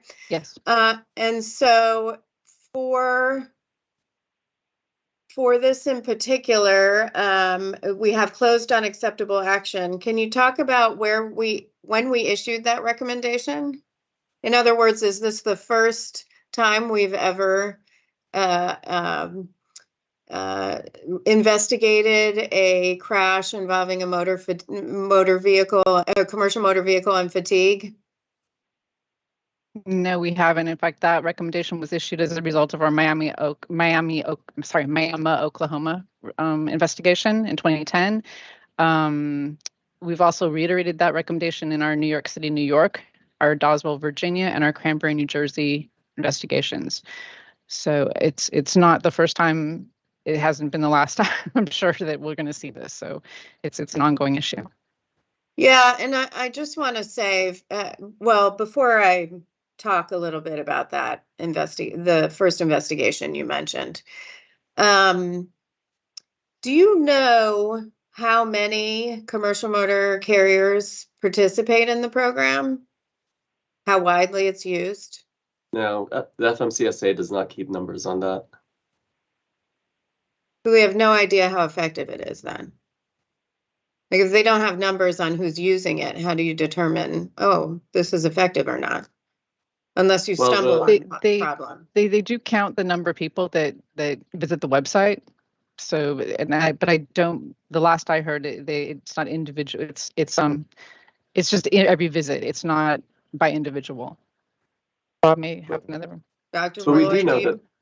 Oh, sorry. Yeah, so what I wanted to add, and I think Dr. Marshall might have been getting ready to, is elements of the North American Fatigue program have been tested with carriers and shown to have performance improvements. Mm-hmm. I think how widespread and how many carriers have implemented the program is a question that they have. And currently NIOSH is working on a study to look at, how many carriers are using it? How are they scaling it? That's one thing I think that the study looking at is good. How can this work across all carriers? Our understanding from FMCSA is they're collecting the data right now, and they hope to be done with that study in 2024. And so we think fatigue management plans improve safety for carriers for fatigue. We think the results of this study will only help in that effort, improve it even more and make it appropriate for different type carriers. Okay, so this was as a result of the 2016 recommendation from the National Academy of Sciences? That's right. Okay. So they don't currently know how many are using it, but they're evaluating the program. And I want to go back and just talk about the Oklahoma accident, the multi-vehicle crash.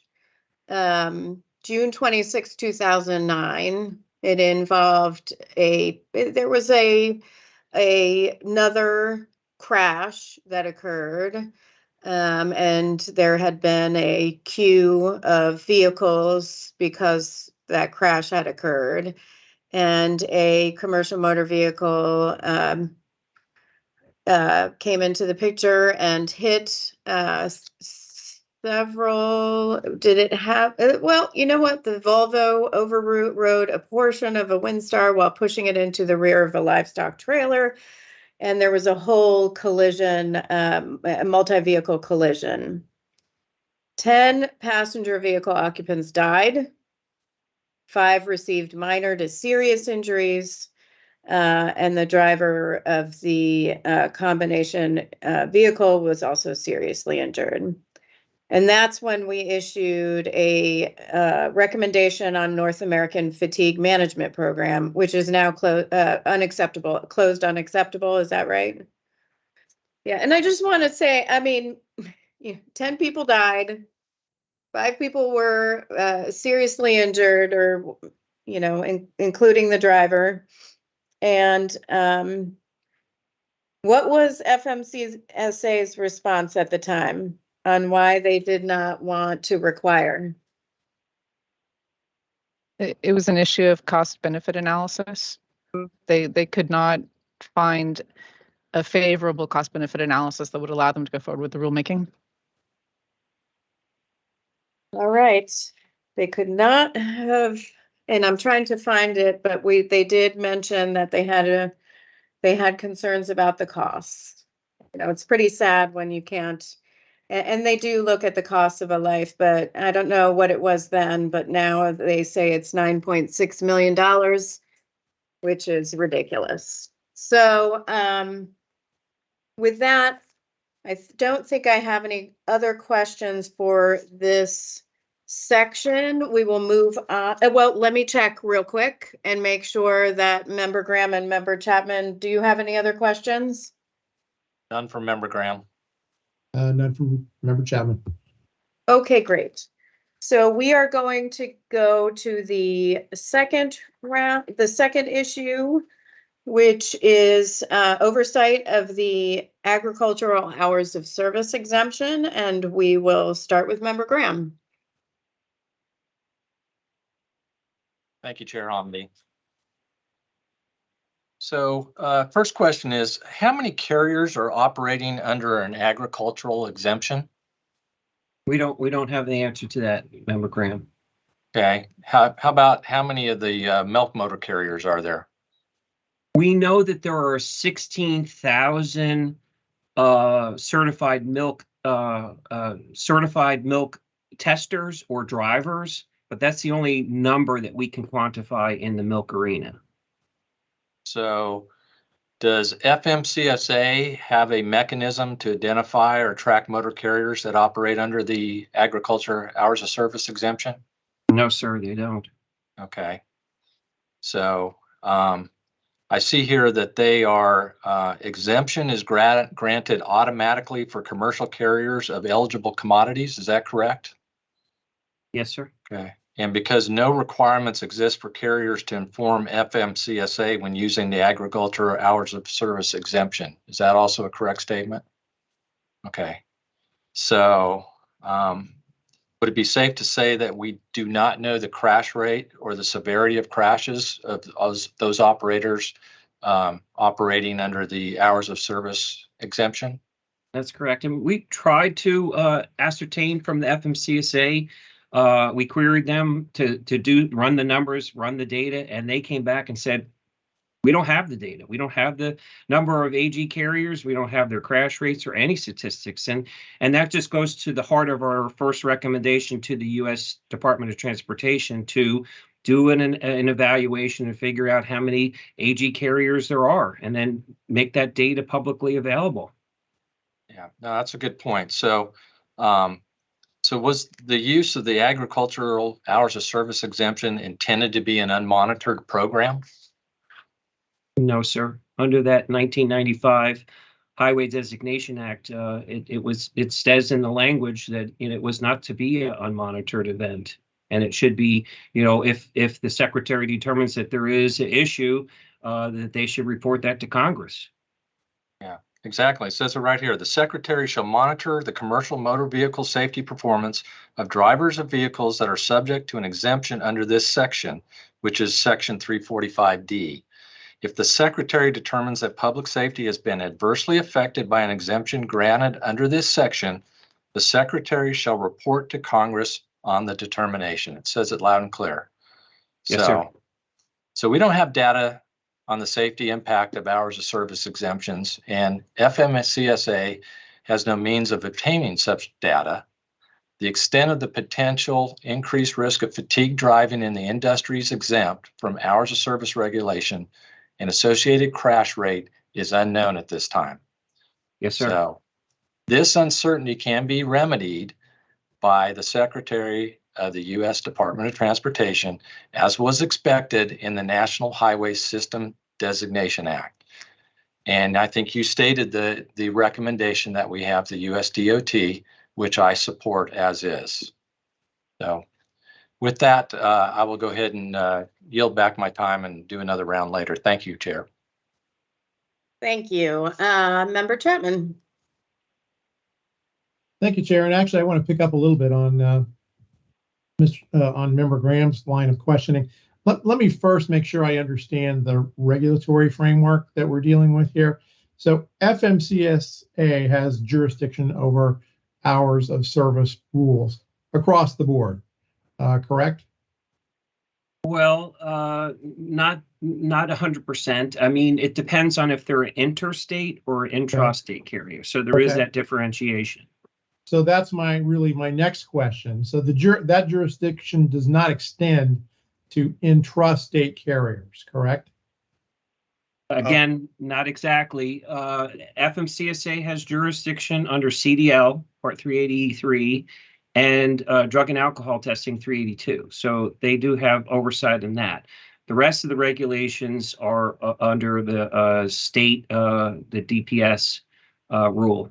Okay, but hours of service, intrastate carrier, would an intrastate carrier be subject to, assuming that they're not otherwise exempt, would an intrastate carrier be subject to FMCSA's hours of service rules? Well, by default, Arizona, along with all the other states, they have absorbed or adopted the federal regulations. So by default, they would be subject. But the way that's actually functioning is they're subject to Arizona's rules. Arizona has adopted the federal rules, but the rules that the intrastate carrier is actually subject to are Arizona rules, not federal rules. So in case of Arizona adopts federal regulations pertaining to motor carrier operations by legislative action. So by referencing the CFRs. And the most recent adoption of the federal CFRs was in October of 2020. Right, I understand that, but I just mean in terms of the legal structure that's in play here, if a carrier violates those rules, the state of Arizona has to enforce them. FMCSA has no jurisdiction to enforce those rules over an intrastate carrier, correct? That is correct. Yes, sir. Okay. So, and I think we've already established this, but if FMCSA doesn't have jurisdiction over an intrastate carrier, it's the relevant state agencies, and that will vary, of course, from state to state, but it's the relevant state agencies that regulate, at least with respect to hours of service, that regulate an intrastate carrier. That is correct. Okay, thanks. Again, with respect to the line of questioning that Member Graham pursued, we just have no way at this point of knowing how many motor carriers are operating under the agricultural hours of service exemption, or frankly, because there are other exemptions, other hours of service exemptions, as I understand it. We really don't know with respect to any of those other exemptions. Is that correct? Correct. And that's because FMCSA doesn't require people to essentially report in. So we don't know who's out there that's operating under these exemptions. Correct. Have we had, has NTSB had any previous opportunities to examine the impact of the agricultural hours of service exemption? Not that I'm aware of. This is the first time that I'm aware of since I've been at the board. It's my it's my understanding, and I admit that a lot of this is based upon the work that you all did in preparing the report, but it's my understanding that we have not previously identified concerns or made any recommendations in this area. No. Chair, I have one additional question. I'm going to save that for the next round. Thank you. No, you go ahead, Tom. Member Chapman. It really has to do with the nature of the agricultural hours of service exemption, which I understand that this exemption was originally established by Congress, by legislation in 1935. And while there have been some adjustments to it over the years, it's remained conceptually intact ever since. And so I guess my question is, and this is probably unfair, fellas, because this is not really a safety question, it's kind of a policy question, but with regard to transporting at least some agricultural products, such as milk, which requires refrigeration, technology has improved very substantially since the 1930s. And you can answer this question or not as you choose, but is there merit in taking a fresh look at least the agricultural hours of service exemption?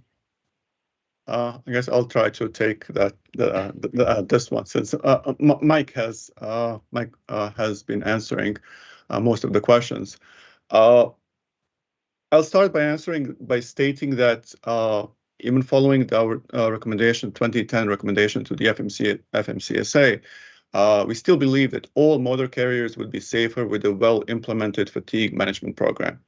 And since the risk of fatigue is greater for a driver that operates beyond the regulated hours of service, leaving fewer hours available for rest, a fatigue management program is even more essential for HOS exempt carriers. So regarding our position on removing or substantially limiting the hours of service exemptions, we're not in a position to provide our perspective on the extent and mechanism of such modification, which commodity, or maybe some other modifications without accurate data, which is why we are proposing a recommendation to USDOT to implement a program that would start collecting accurate data and that would examine various safety impacts of HOS exemptions. Because we may have some HOS exempt carriers that have implemented very robust fatigue management program, and that every once in a while their drivers do operate outside the traditional hours of service, but the carrier has other elements in place to address the increased risk for fatigue for that driver during that trip. And maybe one more thing to add, this is also evident in the FMCSA's responses to petitioners who are requesting an HOS exemption outside the constraint set by the statute. So either by increasing the operating radius or the type of transported commodity. And the FMCSA asked the petitioners how they plan to mitigate the risk of fatigue. So essentially, they're asking for their fatigue management plan, yet those that are exempt by statute are not required to have any such plan. And let me just add, too, staff certainly agrees with your position that a lot has changed since 1933. And a lot of technologies allow things that couldn't have happened in 1933. So with that change, I think it's appropriate that we're having this looked at, and the Secretary just looking at the safety, fatigue-related safety, because it is a different world than it was in 1933. So we agree with that position. Thank you, fellows. I appreciate that response. Chair, thanks for your courtesy. Thank you very much. So a couple of questions for me on the exemption. I've been in the room many times when I worked in Congress when these exemptions were discussed, whether it was a weight exemption, a placard exemption, an hours of service exemption. In this case, there are 4 sets of exemptions under the law. They have a 150-mile air mile radius from the source for drivers transporting agricultural commodities, which, if you look at the definition, also includes livestock and other animals. Drivers transporting farm supplies for agricultural purposes, drivers transporting farm supplies for agricultural purposes from a wholesale distribution point to different points. And then there's one that was just added by the infrastructure law for drivers transporting livestock. And that's not just for the 150-mile, it says within a 150-mile radius from the final destination of the livestock. So what that sets up is drivers transporting agricultural commodities from the source of the agricultural commodities to a location within a 150-mile air radius. They get the 150 miles at the source, and then they get the 150 miles at the final destination. So that's not just 150. That is a much bigger exemption for livestock. And we need to understand what just happened in the infrastructure law. You know, the others have 150 air mile radius. For this, it's much bigger, much bigger. In fact, it would go well beyond the entire state of Arizona. So with that, what I want to ask about is when you, okay, so you have an exemption. Let's say I haul milk, raw milk. I have an exemption, and when I leave the 150-mile radius, what happens? What kicks in? Then the hours of service kicks in. But you could be operating all day long, Chair Homendy. All day you could be working 15-hour day or whatever, and then you leave the circle, the bubble, and then the clock begins. So that's very right. troubling. That's very troubling. So then it kicks in and you could work 14 hours, 11 of which is driving time. But actually you could add 2 more if you're in adverse weather conditions under another exemption, and then still get another exemption under a short haul exemption if you're just a short haul driver. So you can work, my point is, you can work a lot of hours, and a substantial number of them might not count toward your total hours of worked, essentially under federal law. I mean, that's astounding to me. And then we don't even know, apparently, who's doing that, because we don't track them. We have no idea who's using it. I mean, that's ridiculous to me. So no idea of the prevalence of the use. You know, one question I did have, and maybe I'll wait till the recommendation is on the word prevalence, but I'll wait for that. Just one more time on the states. Is it normal practice? I mean, we've issued a number, and I looked. We've had several recommendations to FMCSA over the years on hours of service. You know, scientifically based fatigue mitigation strategies. We have some on ELDs, we have some on sleep apnea. I mean, you name it. And a bunch of other ones on hours of service, including and I'm just looking at my paper, North American Fatigue Management Program. The states, you said, largely adopt the federal regulations as pretty common practice. Yes, and ma'am. then they're the enforcement authority. Mm-hmm. Okay, and the last one for Arizona was 2020 adoption October. of the federal requirements. Okay, and I just want to go back to the one thing, and wait, am I over my time? Hold on, I probably am. Let me go back and see. Member Graham, do you have additional questions? I do have additional questions. Okay, I'm probably over my 5 minutes. I'm sorry, so feel free to take a little bit more time there. Okay. All right. Thank you, Chair. Not a problem. So I think we pretty much established in the the last section there that AMT's safety culture was inadequate and their oversight was lacking on many of their procedures and policies for sure. And then I think I heard you answer the question from Member Chapman that the NTSB has not investigated other carriers subject to agricultural hours of service exemption. Is that correct? That's my understanding. Yeah. Okay. So is the NTSB aware of any study on the agricultural hours of service exemption that suggests it leads to a higher crash rate? FMCSA has in 2010 published a study that examines safety impact of what they called agricultural carriers.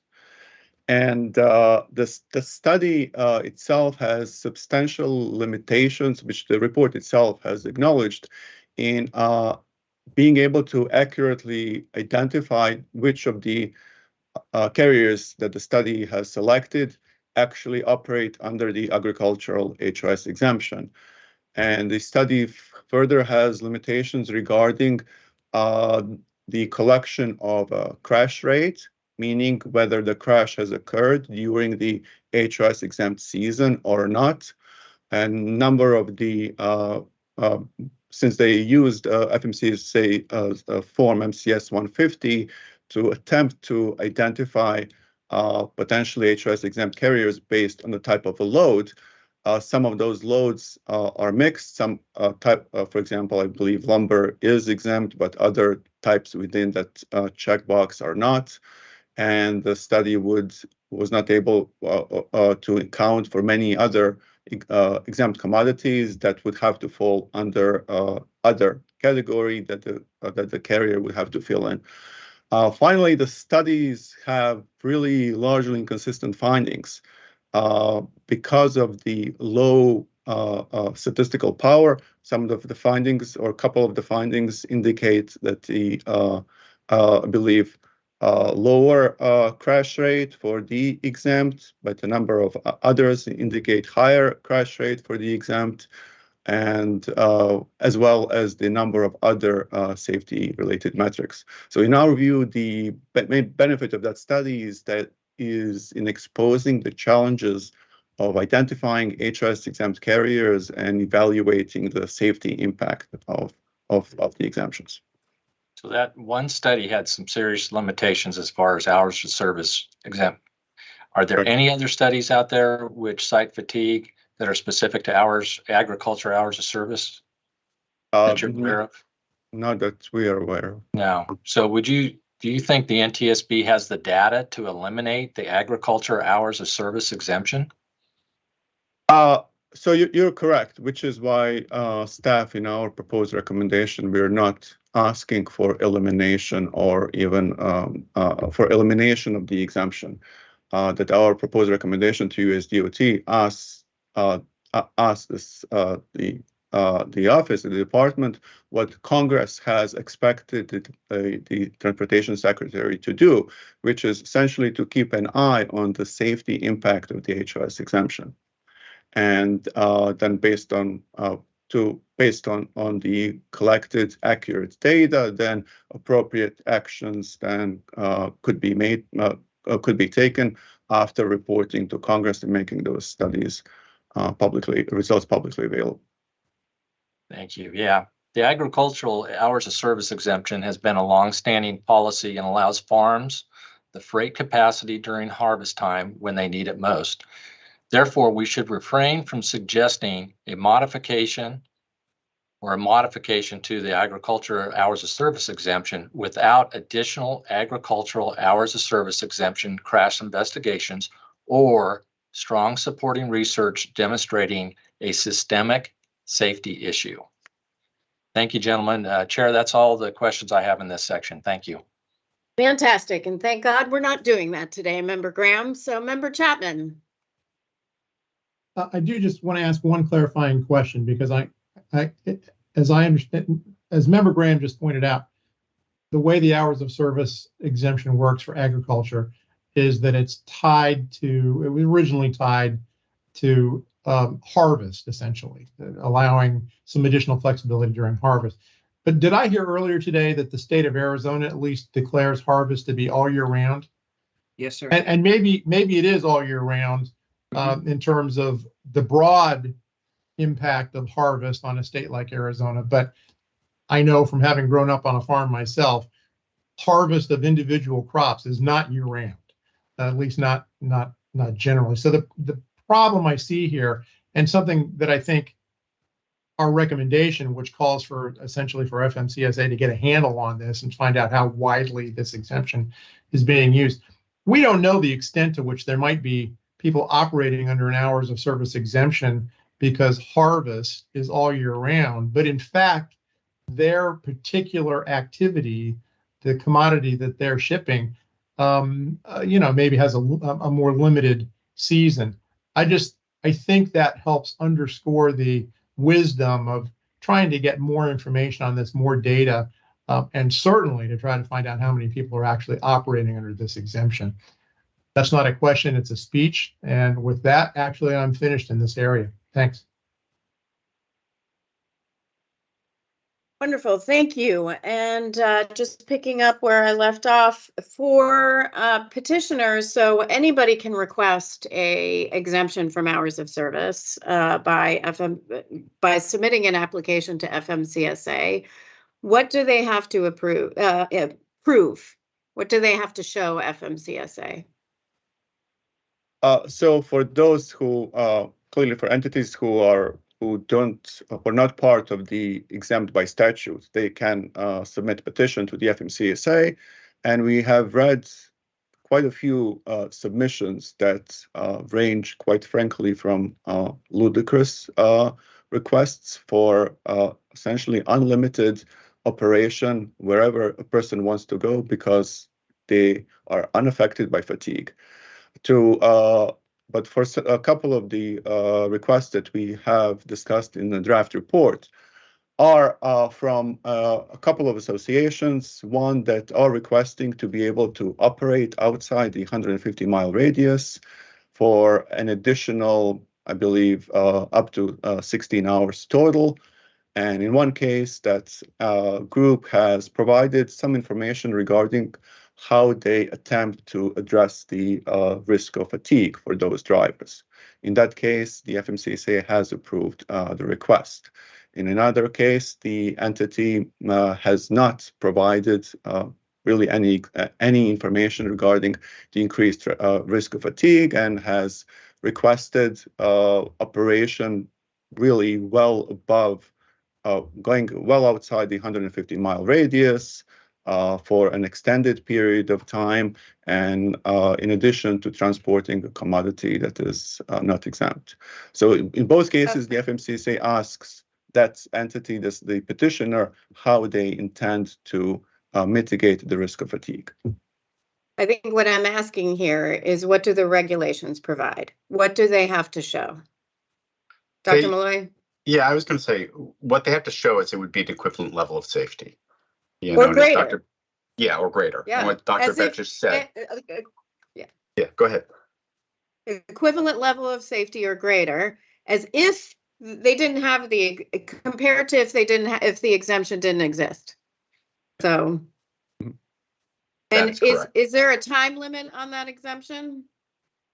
Typically 5 years. 5 years. Then they have to apply for renewal. Yes, that is correct. And then they have to show again what they're doing. Does the secretary have authority to revoke any of the exemptions? If they find the carrier is not safe, they're having, crashes, they can revoke it.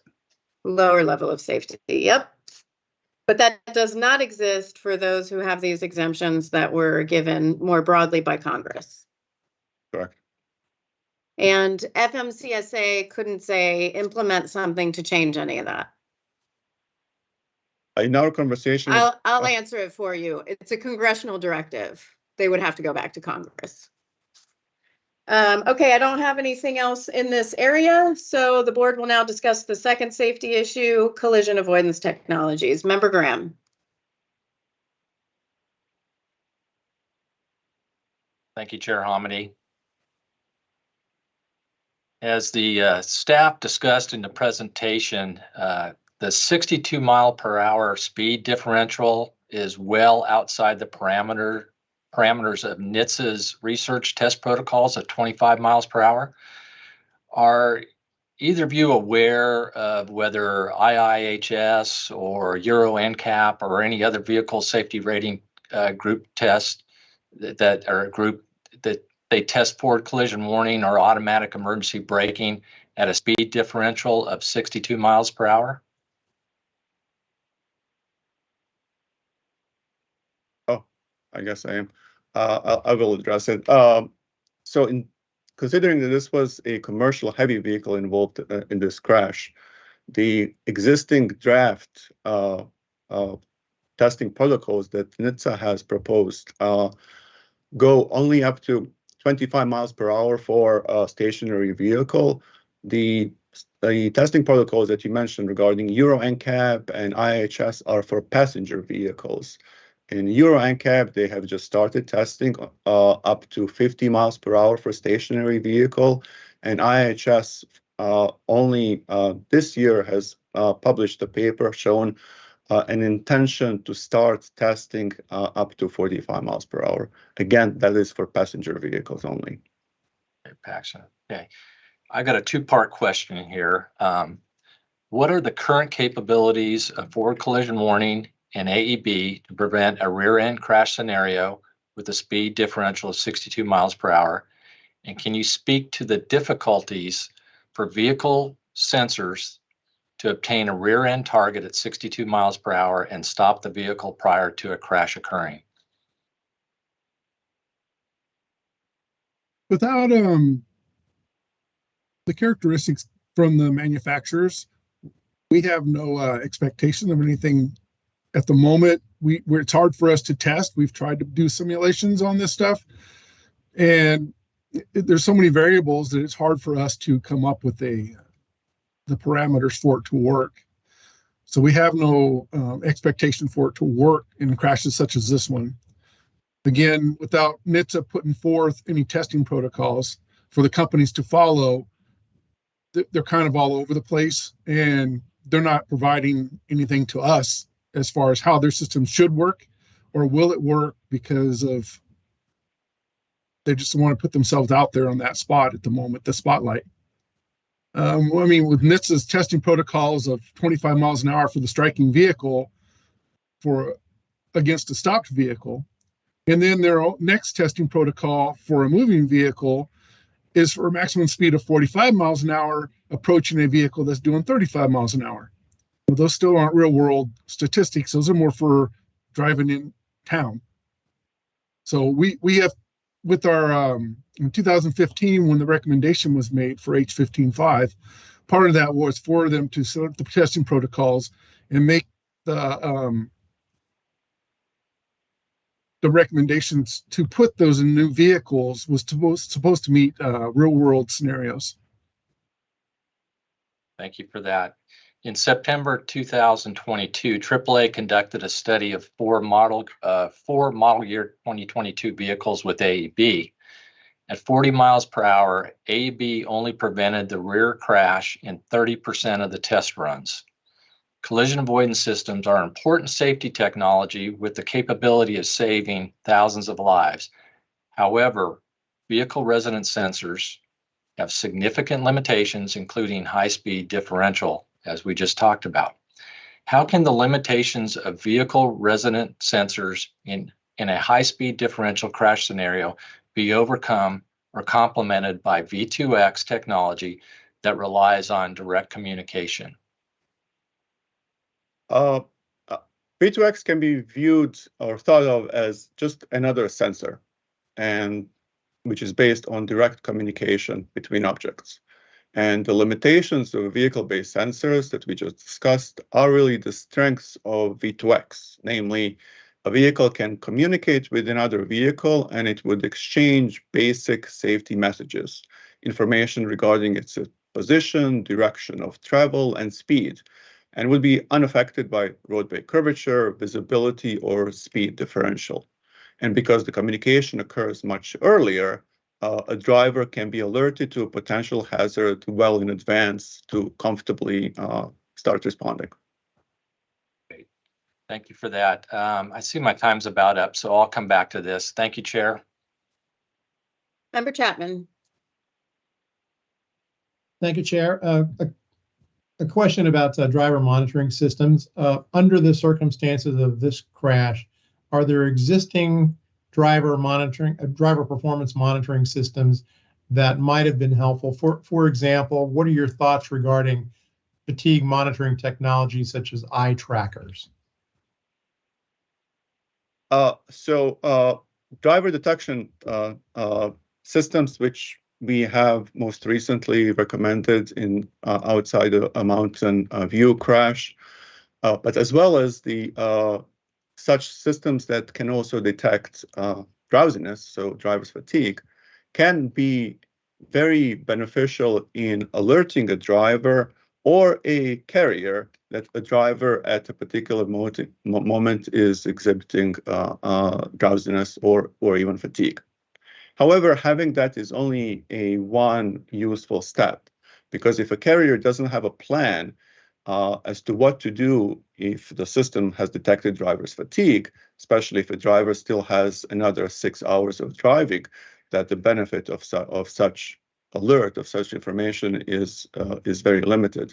Furthermore, the North American Fatigue Management Program that we've been discussing for quite a while has a module on technologies, which would include fatigue detection systems and how to incorporate that fully within the comprehensive fatigue management plan. Thank you. And I gather from your answers to Member Graham's questions about collision avoidance systems that there's at least based upon what we know about existing systems, it's probably unlikely that at 60 miles per hour that existing collision avoidance technology such as forward collision warning or automatic emergency braking would have made much of a difference. Is that a fair assessment? Yes, sir. That would be fair. Staff, again, has no expectation that it would have worked in this particular crash.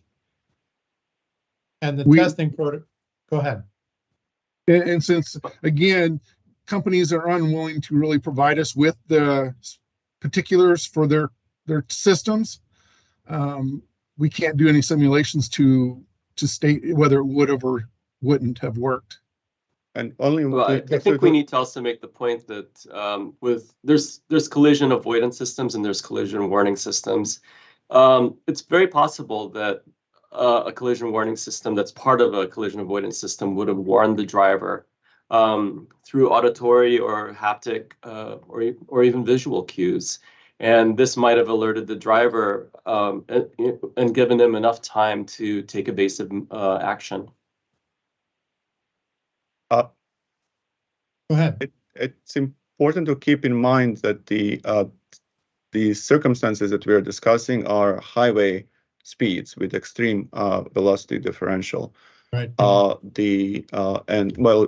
Cantrell is discussing what our expectations are, and which we have to base on the existing either standard or an existing testing protocols, or whether a manufacturer has specified what the operational characteristics are, meaning stating that the system has capability to detect stationary objects up to, let's say, 65 miles per hour. Without any of those, it would be unreasonable from us to say that we expect a system to act. But at the same time, it doesn't mean that there are some situations where it may not. In our investigation of San Jose crash involving a Greyhound bus, we conducted a testing to see whether the system that was on the Greyhound bus was able to detect a stationary crash attenuator, a black barrel. And we conducted testing up to 55 miles per hour.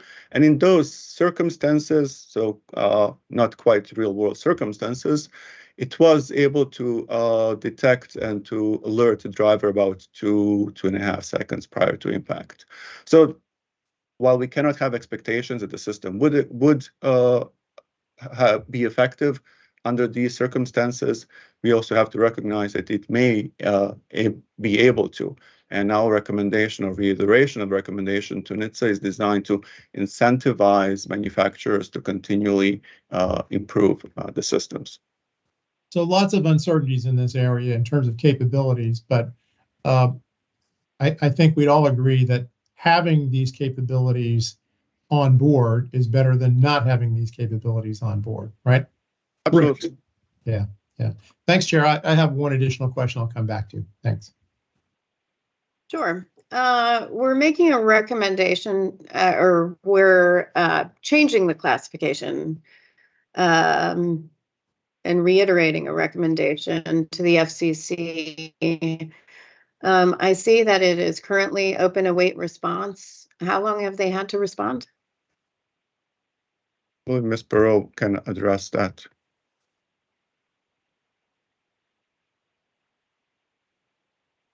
You're on mute, maybe?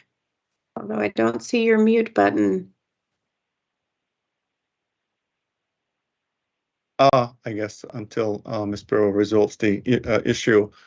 Typically, they have federal agencies have 90 days to respond to our recommendation. And I believe we have not received the response from the FCC regarding our recommendation to US DOT. We have received a response from NHTSA, which was not our intended recipient because we believe that it requires that NHTSA would be unable to act or to implement our recommendation. So we have gone back to the US DOT to try to get a response from them. Ms. Perot, do you have? Can you hear me now? Oh, I can hear you. Gosh, I love technology. Go ahead. Yeah, technology is great. So what Dr. Beckman has said is correct. We have not heard from FCC. They've had just over a year to respond. DOT also has not actually responded to us, only through NHTSA. They responded through NHTSA, but FCC has not responded in over a year. That's correct. They have not. Do we think they will respond? Your guess is as good as mine on that one. So how's the FCC? I've made them aware. I've reached out and made them aware that we're having this board meeting and that recommendation would be discussed, and haven't heard back. So hopefully we'll hear from them at some point. Mm-hmm. How is the FCC working, if at all, with DOT to address spectrum issues or harmful interference? They are, but our understanding that relationship is somewhat limited because NHTSA in the past, well, even continually, and US DOT has publicly fully stated full support for V2X technology and for keeping the spectrum at 75 megahertz, while as the FCC has progressed towards and then finished reducing the spectrum by 60% to only 30. So whether they are communicating much, they may, but the has little effect on the end result. Okay. Mr. Cantrell, did you have anything? No, ma'am.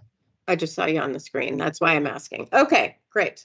I will go back to Member Graham.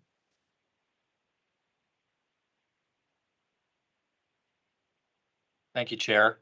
I'll pick up where I left off. Can you please discuss the findings of the 2015 Volpe study, which documented the largest naturalistic V2X driving study and V2X technology's impact on rear-end crashes?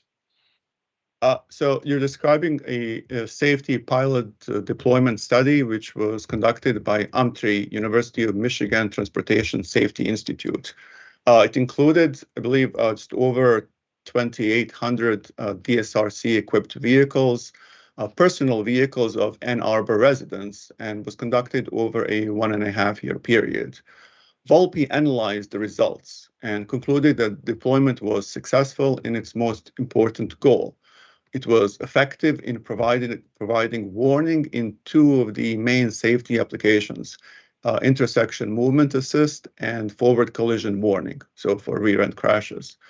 While there were some false alarms and some areas that needed improvement, one remarkable finding from the Volpe analysis was that of the almost 400 encountered rear-end near crash scenarios, the V2X devices alerted the drivers for every single one.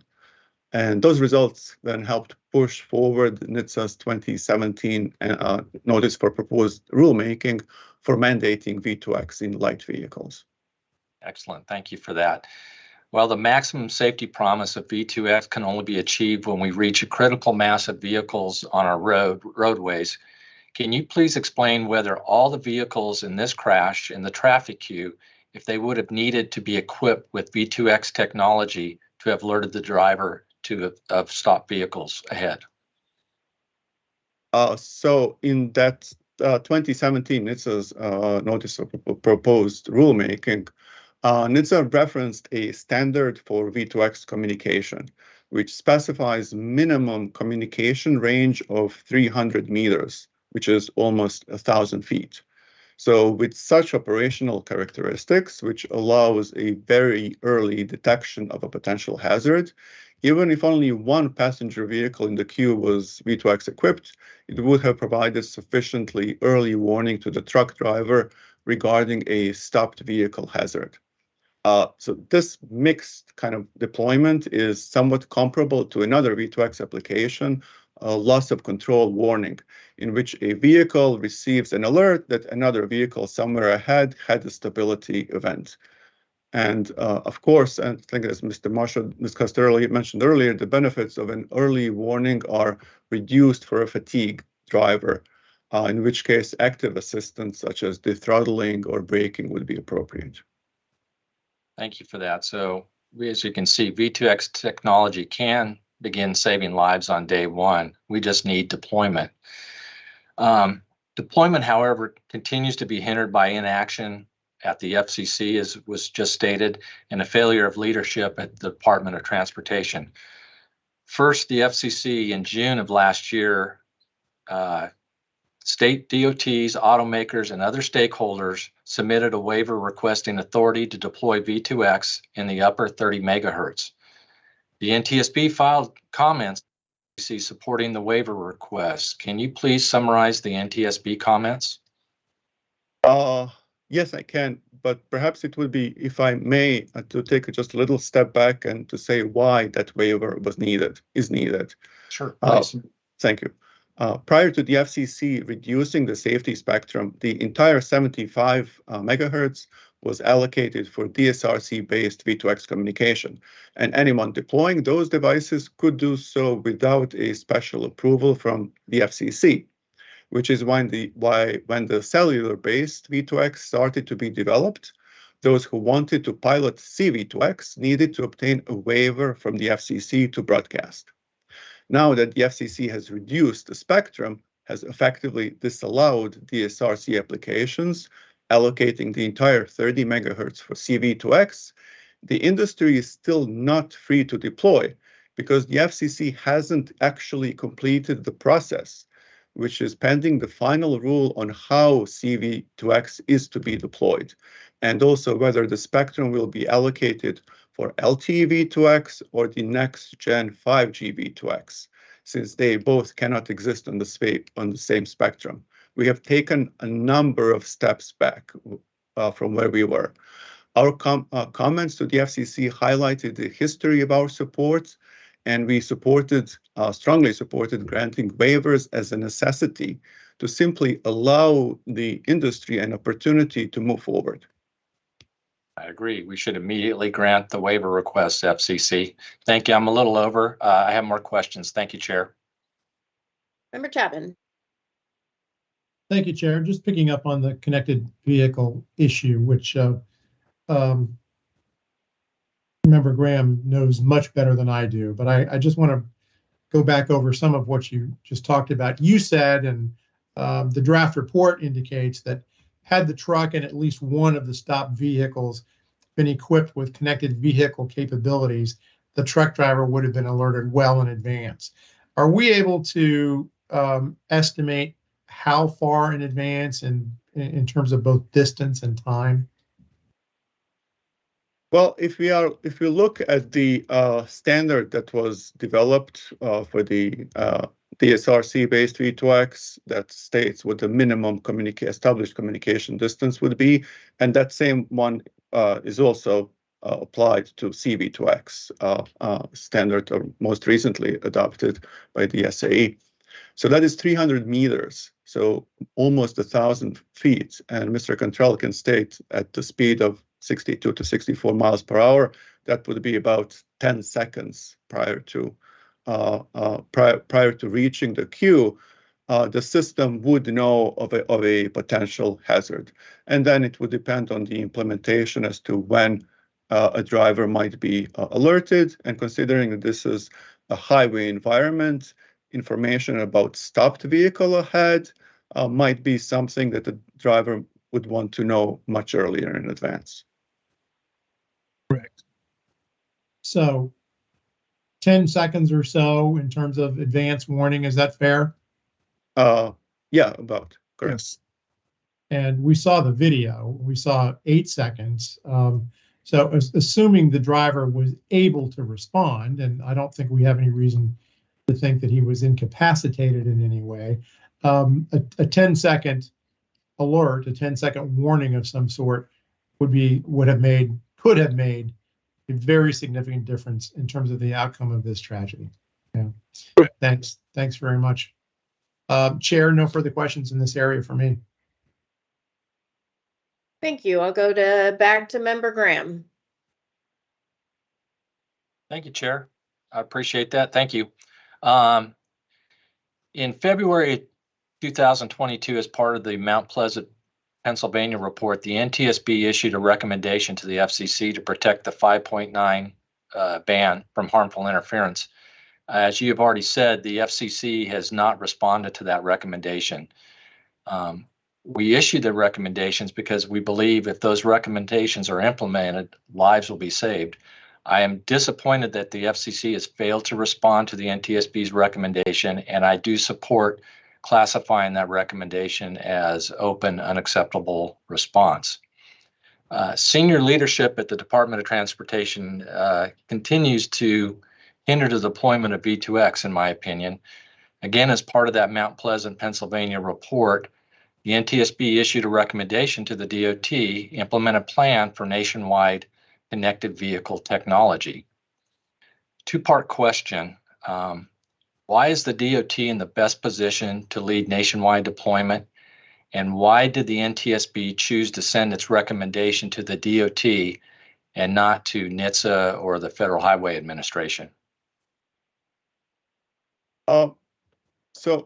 Numerous federal agencies or numerous agencies under the US DOT, Federal Highway Administration, ITS Joint Program Office, VOLPI, NHTSA, have for years supported and funded V2X related research and deployment projects. But however, based on what we have learned, there has been little coordination between those transportation agencies. And when NHTSA published that NPRM in 2017 to mandate V2X in light vehicles, the following year, the US DOT published a request for comments inquiring about the best communication protocol technology that should be used, which effectively introduced and contributed to regulatory uncertainty. We view that NHTSA acts under the US DOT's leadership. And we also, in communication and in Member Graham, in your interviews with industry in the V2X video series, we learned and we heard from numerous automakers that they believe that the mandate at this point may be necessary for broad deployment. And the department's leadership is essential to bring together not only other federal agencies, but also to reassure the industry that it still supports V2X technology. And this was evident in the last year's V2X summit that the US DOT hosted, where you were the keynote speaker, in which many of the industry groups and the state DOTs, one after another, called for the US DOT to be the leader and propose the nationwide plan for deployment, echoing our recommendation. Thank you for that. Yes, we very intentionally sent this recommendation to the DOT because they are in the best position to lead when it comes to V2X. And they have control of all those other agencies and they oversee them. As we already talked about, the DOT has not responded to our recommendation. On March 9th of 2022, the NTSB sent its recommendation to the Secretary of Transportation, and under 49 USC 1135 alpha requires the DOT to respond to the NTSB recommendations within 90 days. More than 1 year after the NTSB sent its recommendation to the Department of Transportation, the NTSB has yet to receive an official response from the Secretary. I am aware a small group of career employees at Federal Highway Administration and ITS Joint Program Office and Turner Fairbanks are working incredibly hard behind the scenes to realize the safety potential of V2X. However, leadership at the DOT continues to impede progress by not supporting their work. I urged DOT leadership at the Secretary level to step up, speak out, and support this life-saving technology. Thank you, gentlemen, and that's all the questions I have in this area, Chair. Thank you.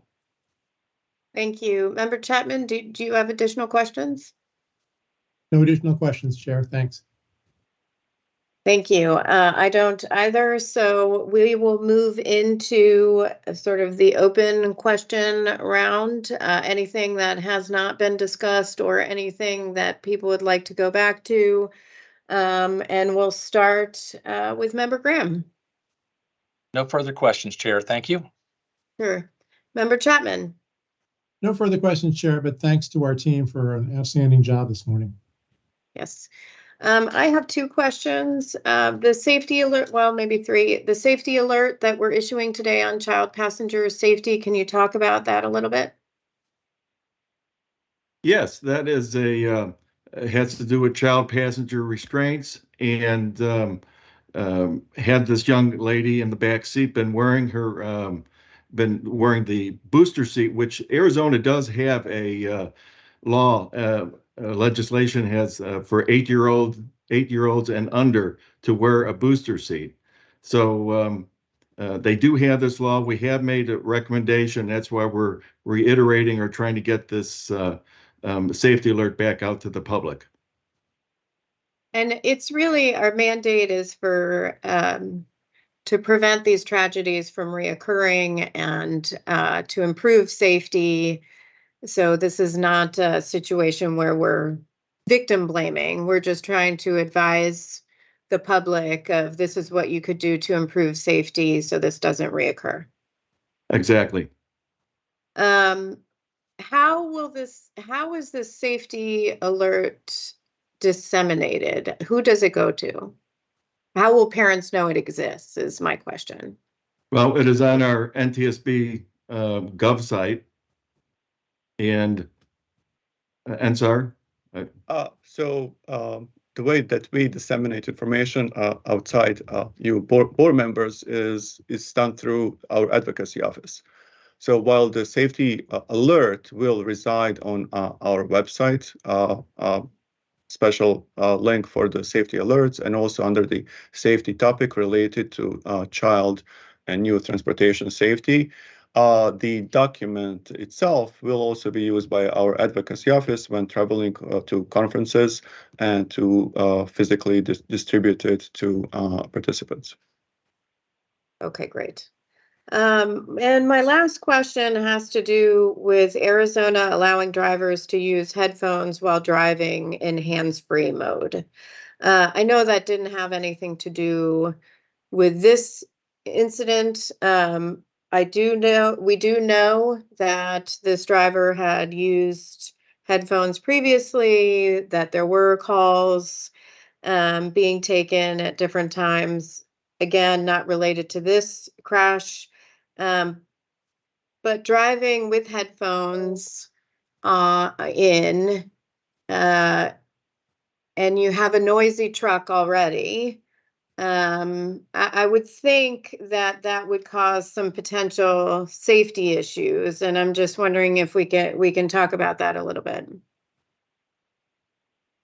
Well, we did take a look at what the driver was doing when we did have the inward-facing video that did show that he was looking straight ahead.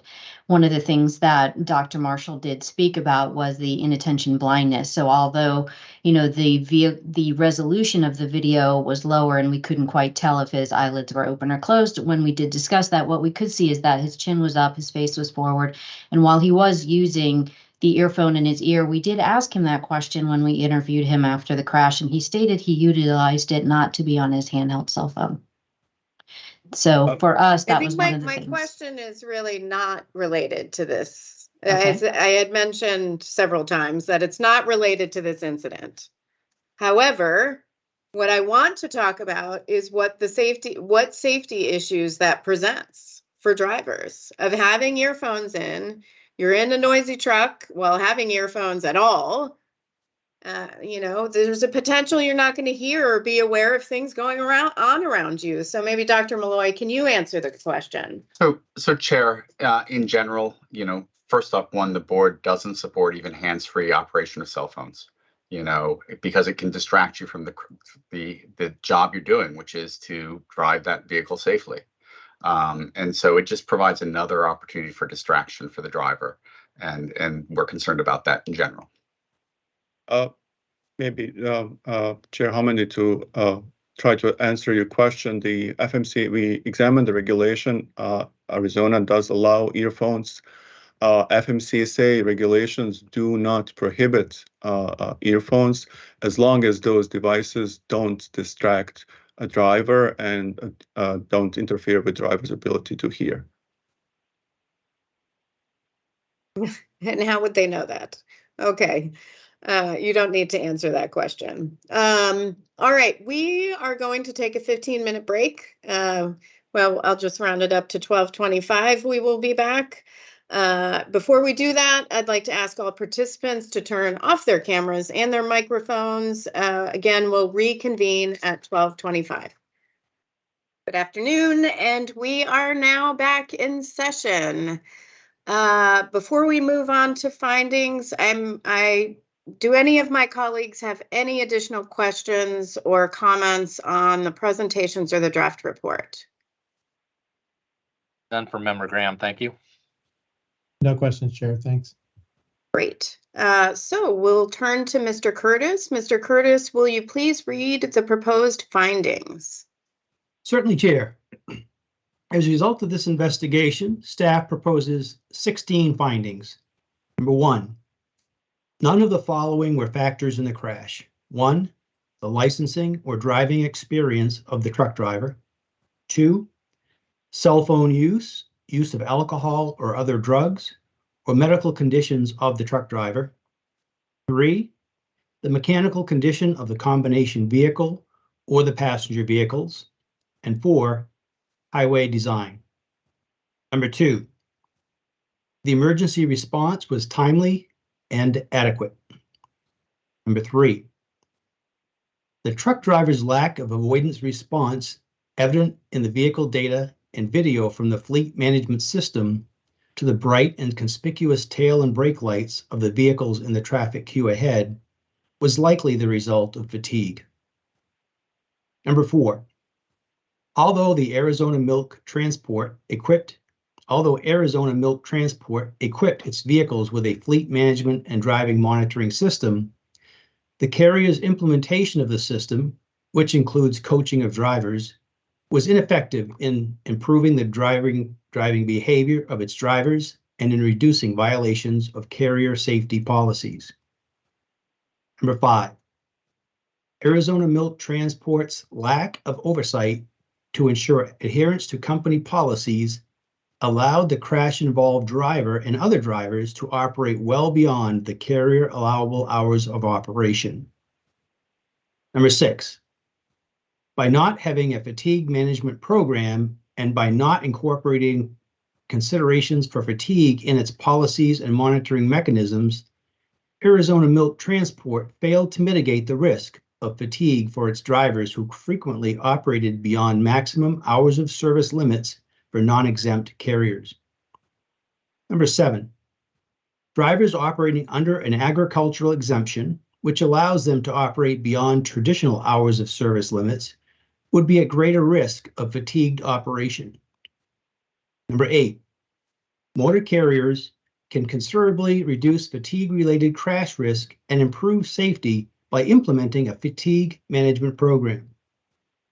Number 9, due to the limited oversight and lack of monitoring of motor carriers operating under an agricultural hours of service, HOS, exemption, the extent to which these motor carriers operate beyond traditional HOS limits, which can increase the risk of fatigued operation by drivers, is unclear. Number 10, by including a transportation safety component in the oversight of milk and dairy production and transportation, milk cooperatives and dairy processing plants can mitigate the risk of fatigued driving. Number 11, the Commercial Vehicle Safety Alliance, as the operator of the North American Fatigue Management Program, can directly influence all motor carriers in reducing the risk of drivers operating while fatigued, including those that operate under an agricultural hours of service exemption. Number 12, although the Arizona Department of Transportation Traffic Operations Center classification of the road closure message as low priority de-emphasized the safety risk of the ongoing traffic incident, it is unlikely that the low priority message level affected the truck driver's failure to notice the fully conspicuous traffic cue. Number 13, the use of lap shoulder belts by the passenger vehicle occupants would have reduced serious and fatal injuries and the risk of ejection. Number 14, the use of a lap shoulder belt without an appropriate child safety restraint system contributed to the injuries of the child occupant. Number 15, the speed differential in this crash was well outside the parameters of the National Highway Traffic Safety Administration's researched test protocols for forward collision avoidance systems in heavy vehicles.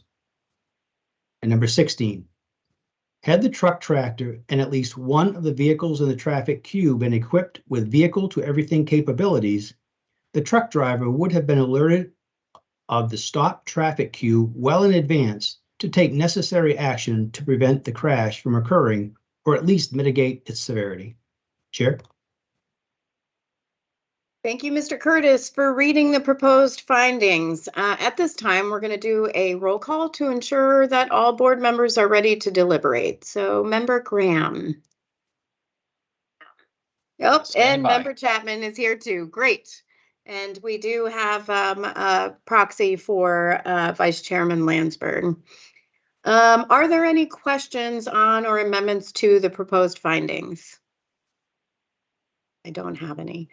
Okay, so do we have a motion to adopt and a second? I so move. And I'll second. Great, moved by Member Graham and seconded by Member Chapman. And we will go to council for the roll call vote. Good afternoon, board. If you are in favor, please say aye. If opposed, please say nay. This is for the findings, decision on the findings. For the vice chairman? Aye by proxy. Member Graham? Aye. Member Chapman? Aye. And chair? Aye. Chair, the vote tally is 4 in favor of adopting the findings as presented. Thank you. And okay, so Mr. Curtis, can you read the proposed probable cause? Staff proposes the following probable cause. The National Transportation Safety Board determines that the probable cause of the Phoenix, Arizona multi-vehicle crash was the truck driver's failure to respond to the fully conspicuous traffic cue, likely as the result of fatigue.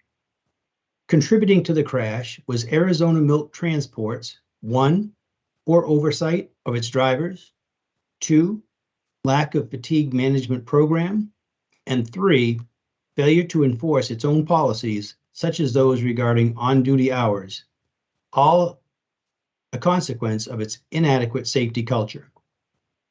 Contributing to the severity of injuries to several passenger vehicle occupants was their lack of or inappropriate lap shoulder belt use.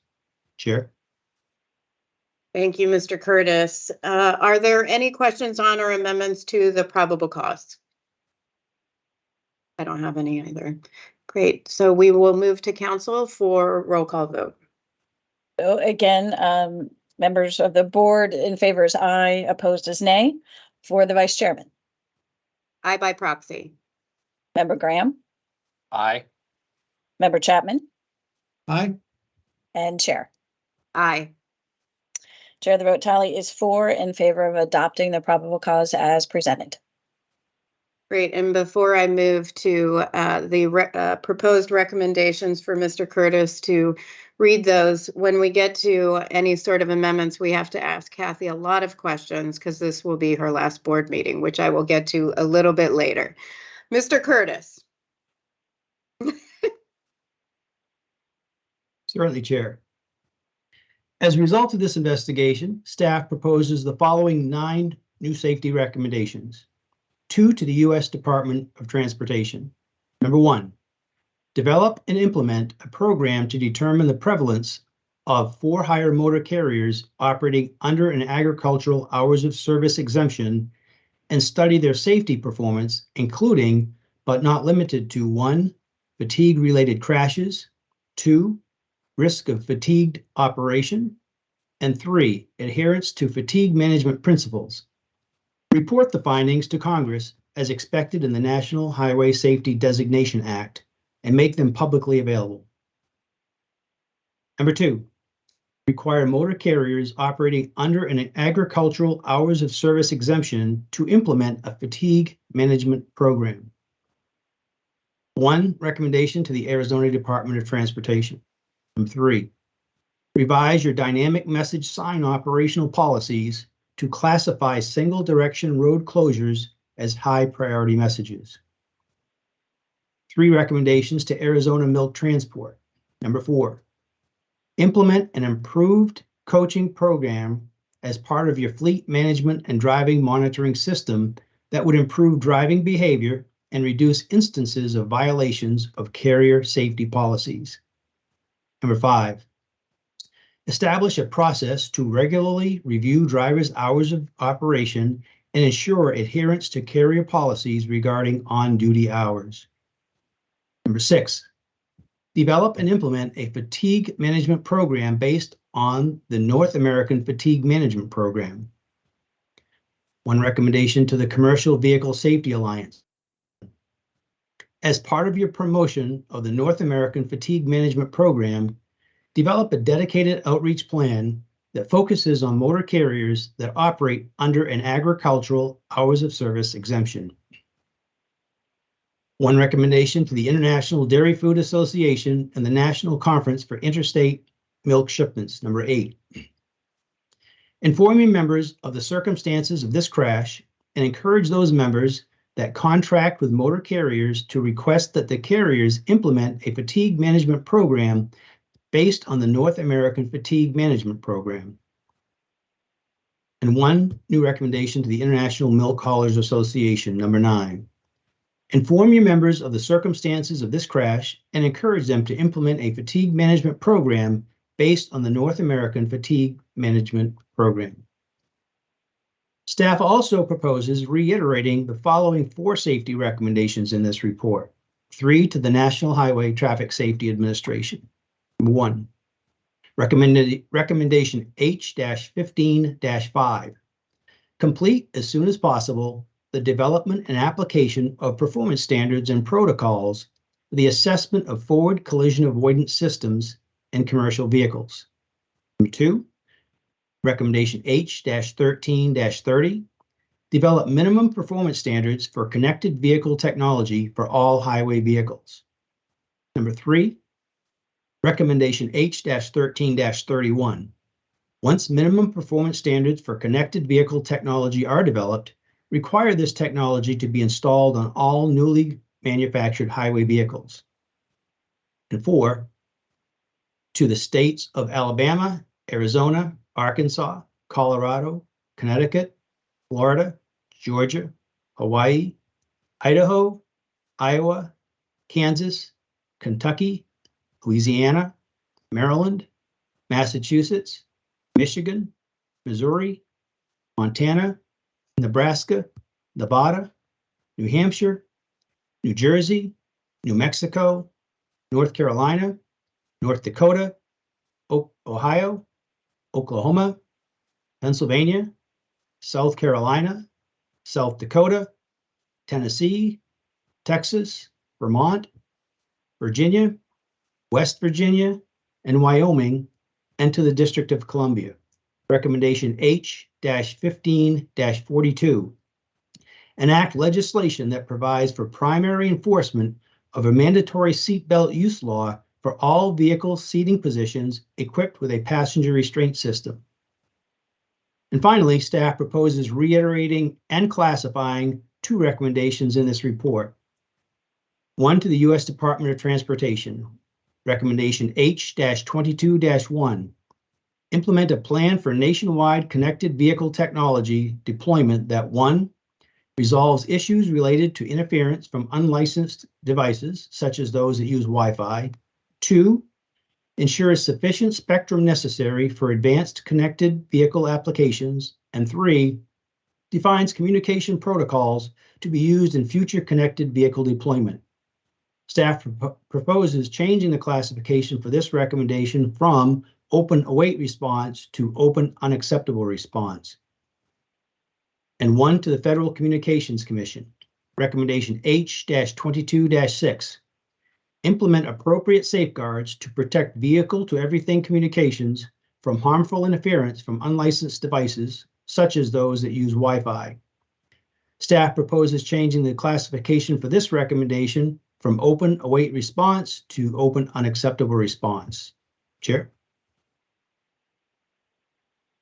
Thank you very much, Mr. Curtis. Are there any amendments to any of the recommendations? I have some, but first I'd like to see if others have any amendments. I have no amendments. Not for me. Okay, so I have my first amendment is for recommendation number 1. Mr. Curtis, could you put up recommendation number 1 so people can follow along with what we're trying to do? And they won't see the changes, but at least they'll see what recommendation 1 is. We were working out some issues on the proposed amendment, and you should have a revised version in your email. The change, it would be as is. The only change would be to the last sentence, report the findings to Congress. It would now, the amendment would be, hold on, I need to get a second for the amendment. I have an amendment to recommendation number 1. Correct. Recommend a second for discussion. No. Yep. Yeah.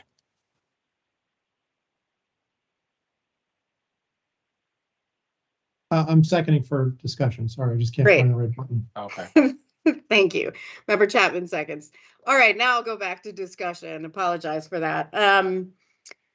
So this is recommendation number 1. The only change would be adding the words "and any recommendations to improve safety" after the words "report the findings" and before the words "to Congress." So now it would say report the findings and any recommendations to improve safety to Congress as expected in the National Highway System Designation Act and make them publicly available. Does anyone else wish to speak on the amendment?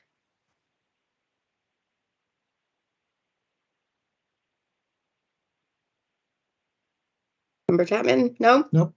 Okay, Thank you. great. So the motion to amend recommendation 1 was seconded by Member Chapman, and we will go to Ms. Silbaugh for a roll call vote. Correct. So we are voting on the amendment to recommendation number 1. If in favor, say aye. If opposed, say nay. The Vice Chairman, Aye by proxy. Member Graham, Aye. Member Chapman, Aye. and the Chair. Aye. So Chair, the vote tally is 4 in favor of amending recommendation number 1 as proposed. Thank you, and thank you to Member Graham for working with me on that one. And also working with me on recommendation number 2. I have another amendment to recommendation number 2. Is there a second? Second for discussion. Great. Member Chapman seconds for discussion. And so my amendment, I'm a little bit concerned with recommendation number 2. Recommendation number 2 says, and Mr. Curtis, if you want to put it up, require motor carriers operating under an agricultural hours of service exemption to implement a fatigue management program. I think there is conflicting information from the Federal Motor Carrier Safety Administration on whether they have the authority to do that or not.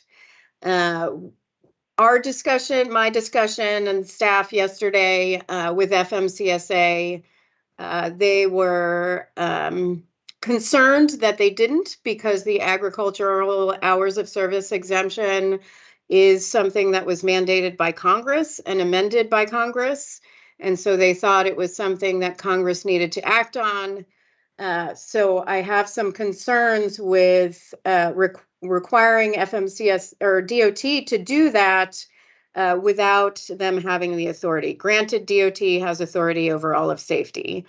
But recently, on a hours of service recommendation to the Federal Railroad Administration, we had recommended that they adopt certain rules to strengthen hours of service for rail workers. And based on a conversation we had with them, and then after the recommendation was issued, they said, we don't have the authority, go ask Congress.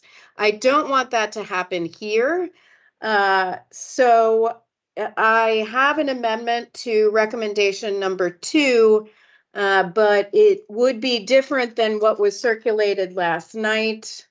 I believed one was just sent to you via email.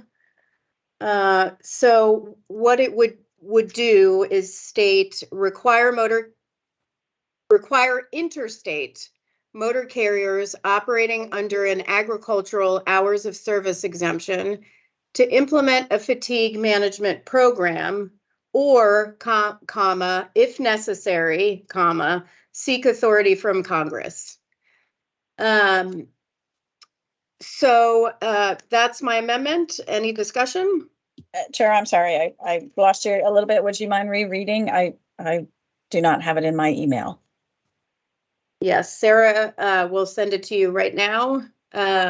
Require interstate motor carriers operating under an agricultural hours of service exemption to implement a fatigue management program, or, if necessary, seek authority from Congress to do so. I guess we could add that. Thank you. Chair, I'm inclined to support this. I just want to ask for clarification in terms of how this would work. Even if FMCSA has authority to require fatigue management plans for carriers operating under an agricultural hours of service exemption, they do not have, I think, if I understand the way the law is structured, they do not have authority to require that of a carrier like AMT, which is an intrastate carrier. Is that correct? That is correct, although states do adopt the federal regulations. Right. So that's correct. So if this were going to apply to AMT, it would have to be done so through Arizona's adoption of this requirement as a state requirement. Yes, although there's nothing prohibiting AMT from going over state Sure. lines at any Well, point, sure. and no one would know, apparently. Yeah, nor is there obviously any prohibition on AMT adopting such a plan of its own volition. But in terms of legal authority, FMCSA, provided AMT is operating intrastate, FMCSA has no jurisdiction over AMT. That's right. Okay, thank you. Well, with respect to hours of service. I'm sorry, with respect to hours of service, right. Any further discussion? No? Nothing for me. Anything else, Tom? Nope, Good. thank you. Okay, then we will move to Ms. Silba for a roll call vote. Correct. So we are voting on to accept the amendment to recommendation number 2 as presented. If in favor, say aye. If opposed, say no. Vice Chairman? Aye by proxy. Member Graham? Aye. Member Chapman? Aye. Chair? Aye. So Chair, the vote tally is 4 in favor of amending recommendation 2 as presented. That is correct. And I have another amendment on recommendation 5. So recommendation 5, Mr. Curtis, if you want to bring it up.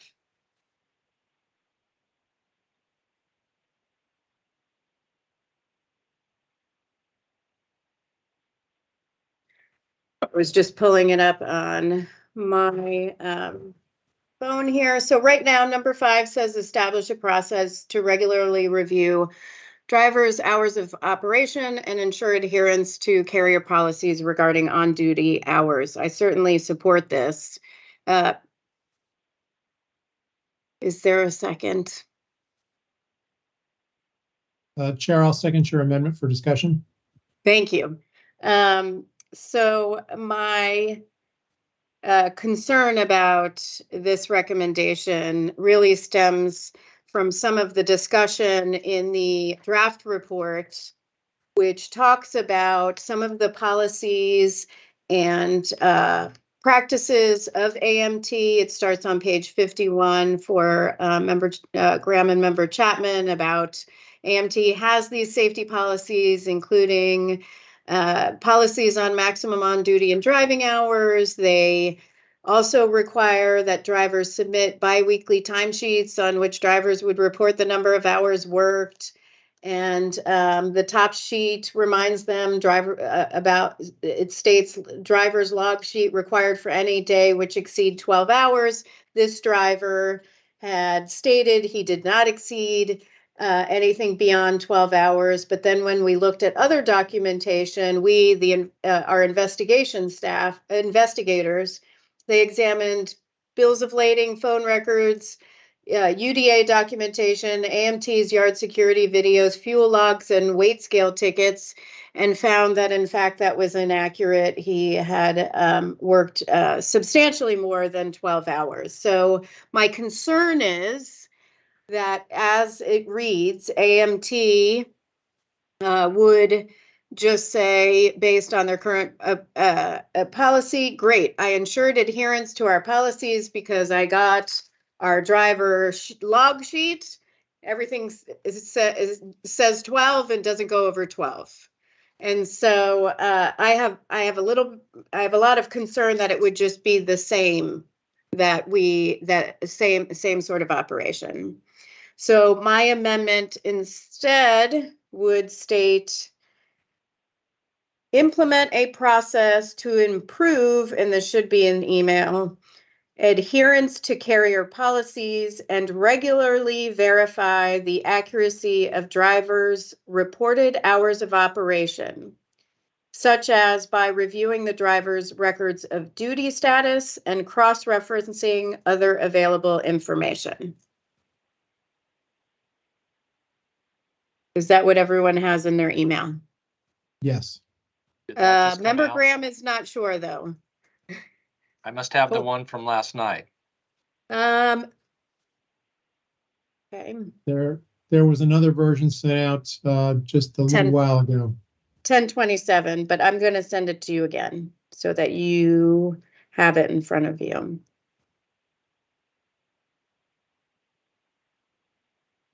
why don't we take a moment so you can check it out. Yeah.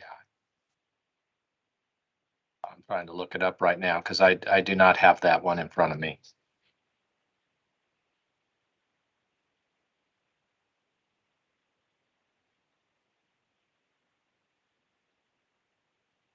Okay, I do have it in front of me now.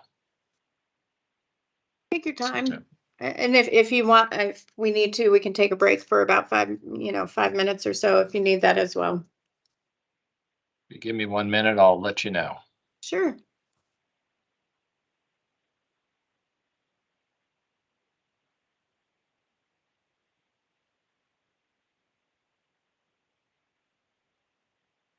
I'm okay with that. Thank you. Great, thank you so much. Does anyone else would anyone else like to speak on the amendment? No, thanks. I support the amendment. Thank you very much, and thank you, Member Chapman, for working with me on this one. All right, we'll go to council for a roll call vote. Yes, so we are voting on the proposed amendment to recommendation 5. If in favor, please say aye. If opposed, nay. Vice Chairman? Aye by proxy. Member Graham? Aye. Member Chapman? Aye. And Chair? Aye.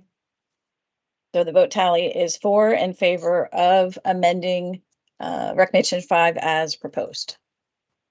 Are there any other amendments to the recommendations? None for me.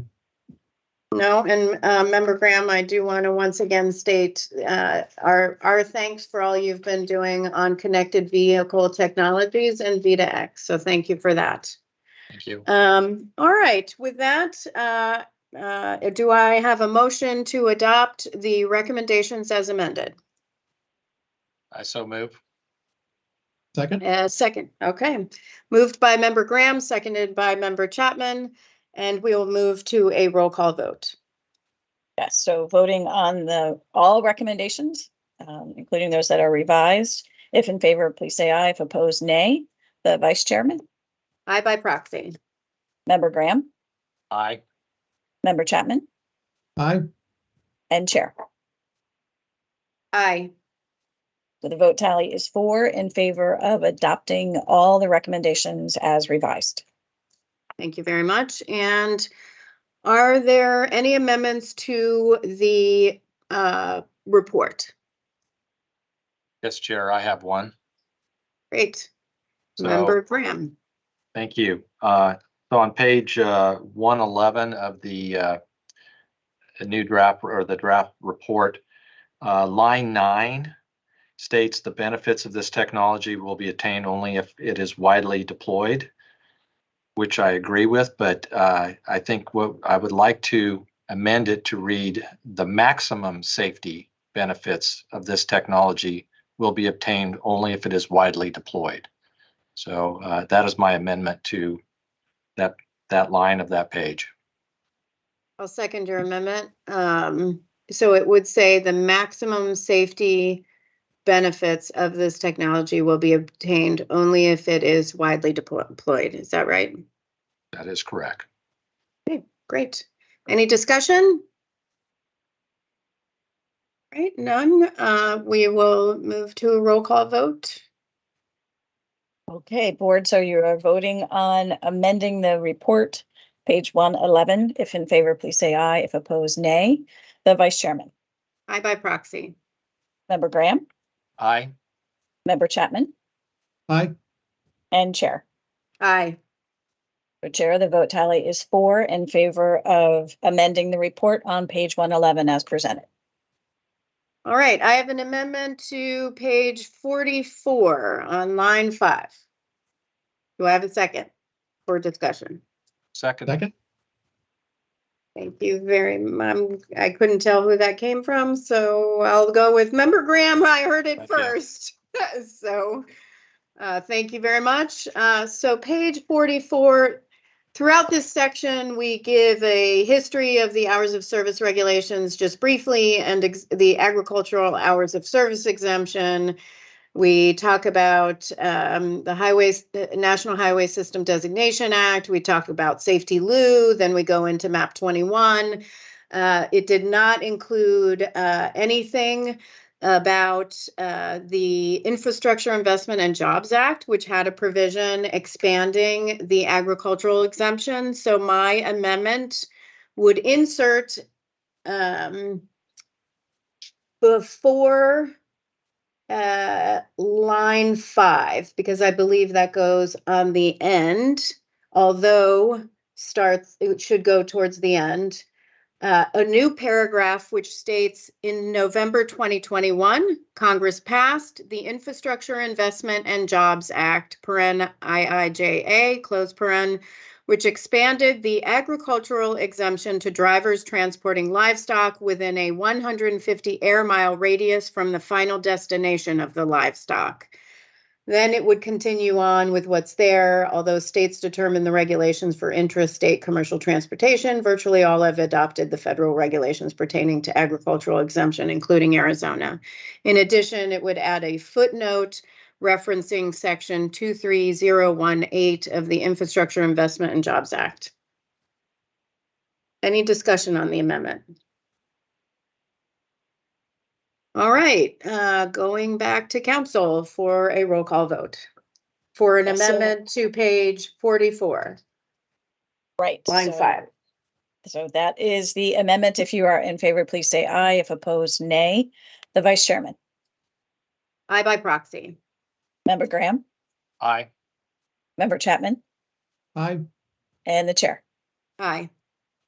So the vote tally is 4 in favor of adopting the amendment to the report at page 44 as presented. All right, unless there are any other amendments to the report, I will ask for a motion and a second to adopt the final report as amended. So moved. Second. Moved by Member Chapman, seconded by Member Graham. Thank you very much. And we'll turn to council for a roll call vote. Yes, so we are voting on the final report as revised by our last 2 amendments. If in favor, please say aye. If opposed, nay. Vice Chairman. Oh, aye by proxy. Member Graham. Aye. Member Chapman. Aye. And Chair. Aye. So the vote tally is 4 in favor of adopting the report as revised. Fantastic. Does any member wish to reserve the right to file a concurring or dissenting statement? All our staff are cringing right now, hoping we say no. So thank you very much. Is there any further discussion? Not for me. All right, fantastic. Well, our deliberations have now concluded. I want to thank my fellow board members for their preparation and participation in today's meeting. We discussed topics that underscore the importance of this investigation and implementation of our safety recommendations. In a truly safe road system, all road users are protected from injury or death, even when crashes occur.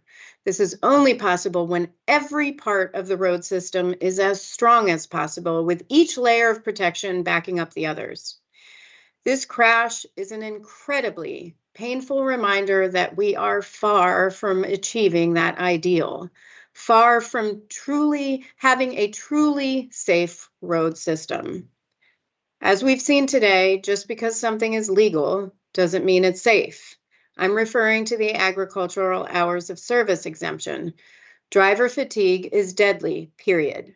And fatigue doesn't discriminate, no matter what you're hauling. Fatigue impacts everyone. This crash investigation and previous research make 2 things clear. First, drivers operating under an hours of service exemption are at a greater risk of fatigue. And second, crash risk increases with work hours. It's a deadly combination. Commercial drivers who've worked more than 8 hours are at a crash risk that's between 2 to 3.5 times greater than that of drivers who've worked fewer hours, which is why we recommended today that the U.S. Department of Transportation initiate the necessary steps to examine the safety of motor carriers operating under the agricultural hours of service exemption. and based on that examination, transmit a report to Congress with their findings and recommendations, including any modifications to improve safety. Under current regulations, the Secretary of Transportation has authority to grant exemptions from certain federal motor carrier safety regulations, including hours of service standards, if the Secretary finds the exemption would likely achieve a level of safety that is equivalent to or greater than the level that would be achieved absent such exemption. The Secretary also retains the authority to eliminate a carrier's exemption if, among other things, the exemption results in a lower level of safety. In this case, the U.S. Department of Transportation does not have authority to regulate hours of service for these ag carriers. The exemptions were implemented by Congress. As a result, DOT has no idea what level of safety exists for these carriers. No idea. And the states don't know. They don't even know what motor carriers are operating under the exemption in the first place, or what these carriers are doing to manage the risks of fatigue. In this case, we saw a carrier doing nothing. So who is conducting oversight of these carriers in terms of transportation safety, in terms of fatigue? The answer is no one. I worked in Congress for nearly 15 years. I've been in the room when exemptions are debated, exemptions not just from hours of service, but registration, placarding of hazardous materials, and weight exemptions for motor carriers, such as the current request for transporting electric vehicles. Once an exemption is granted through a congressional mandate, which could impact safety significantly, someone should monitor the impact of that exemption. The motor carrier's safety fitness under that exemption, their safety culture, what they've done to address fatigue, and make recommendations based on the data collected, including any improvements to safety. That someone is the U.S. Department of Transportation. And Arizona Milk Transport must take action immediately to improve safety, including its safety culture, which is clearly lacking. AMT did have a company policy that limited driver duty hours. It also had a driver monitoring tool, both things we support. However, having a strong safety culture is more than just putting policies on paper. Companies must live those policies from leadership to rank and file. I certainly hope this investigation served as a wake-up call for AMT and for the entire industry. Before I close, I want to mention how important seatbelts and child restraint systems are. Recall that one of the people injured in this crash was a 6-year-old girl. We found that she was wearing a lap shoulder belt, but wasn't secured in a booster seat. This contributed to her injuries. That's why we're renewing our call for primary seatbelt laws for all vehicle seating positions. There are currently 38 states and the District of Columbia that don't have these laws on the books. It's well past time they act on this recommendation, which has lingered since 2015. Despite these state laws, parents are ultimately responsible for safe transport of their children. That's why we're also issuing a safety alert on child passenger safety today. Parents should ensure all children are properly restrained for their age, height, and weight. Have child safety seats inspected by a trained technician. If you visit seatcheck.org, you can locate a technician near you to help you with that. And finally, parents should know how to tell when their child is ready to use a lap shoulder belt by ensuring the belt fits correctly. Now, I'd like to extend the board's gratitude to our colleagues in the Office of Highway Safety, the Office of Research and Engineering, and the Office of General Counsel for their work over the course of this investigation and in the development of an excellent report. The board extends its appreciation to our colleagues in the Office of Human Resources, Career Development and Training, the Office of the Chief Information Officer, and the Digital Services Division for their vital support of this meeting. I'd also like to thank the Office of Safety Recommendations and Communications for its diligent work and advocacy to improve safety, which will go well beyond today. When acted upon, the recommendations that they fight for and that we've issued and reiterated today will save lives. The NTSB looks forward to working with the following groups to implement our recommendations: the Arizona Department of Transportation, Arizona Milk Transport, the Commercial Vehicle Safety Alliance, the International Dairy Food Association, the National Conference of Interstate Milk Shipments, the International Milk Haulers Association, the U.S. Department of Transportation, the Federal Communications Commission, the National Highway Traffic Safety Administration, and 38 states and the District of Columbia. At the same time, NTSB will not stop working to create a safe transportation system where there's no longer a need for our recommendations. Before I say thank you, I first, and everyone is welcome to come up on the screen, please, want to say thank you to our General Counsel, Kathy Silbaugh. This is her last board meeting with us. We are very sad that she's leaving us. Kathy, you have provided us excellent guidance throughout the years at the NTSB. You make sure board members are doing what they should do at all times. Really, just personally, you've been a pleasure to be around, and we just thank you for all your tremendous work, not only for all of us, but for improving safety in our nation. And happy to yield to anybody else who would like to add their thanks. Council, thanks for all your good work, and we wish you the very best in your future endeavors. Same here. Thank you, Kathy, very much for all your help. Thanks so much. It's bittersweet, but I know the board's going to have great success going forward too. And we know where you are, so You know. we will call you. But great Correct. work. A big round of applause for you. And thank you all again for an excellent board meeting and for a discussion. And with that, the meeting is adjourned. Thank you.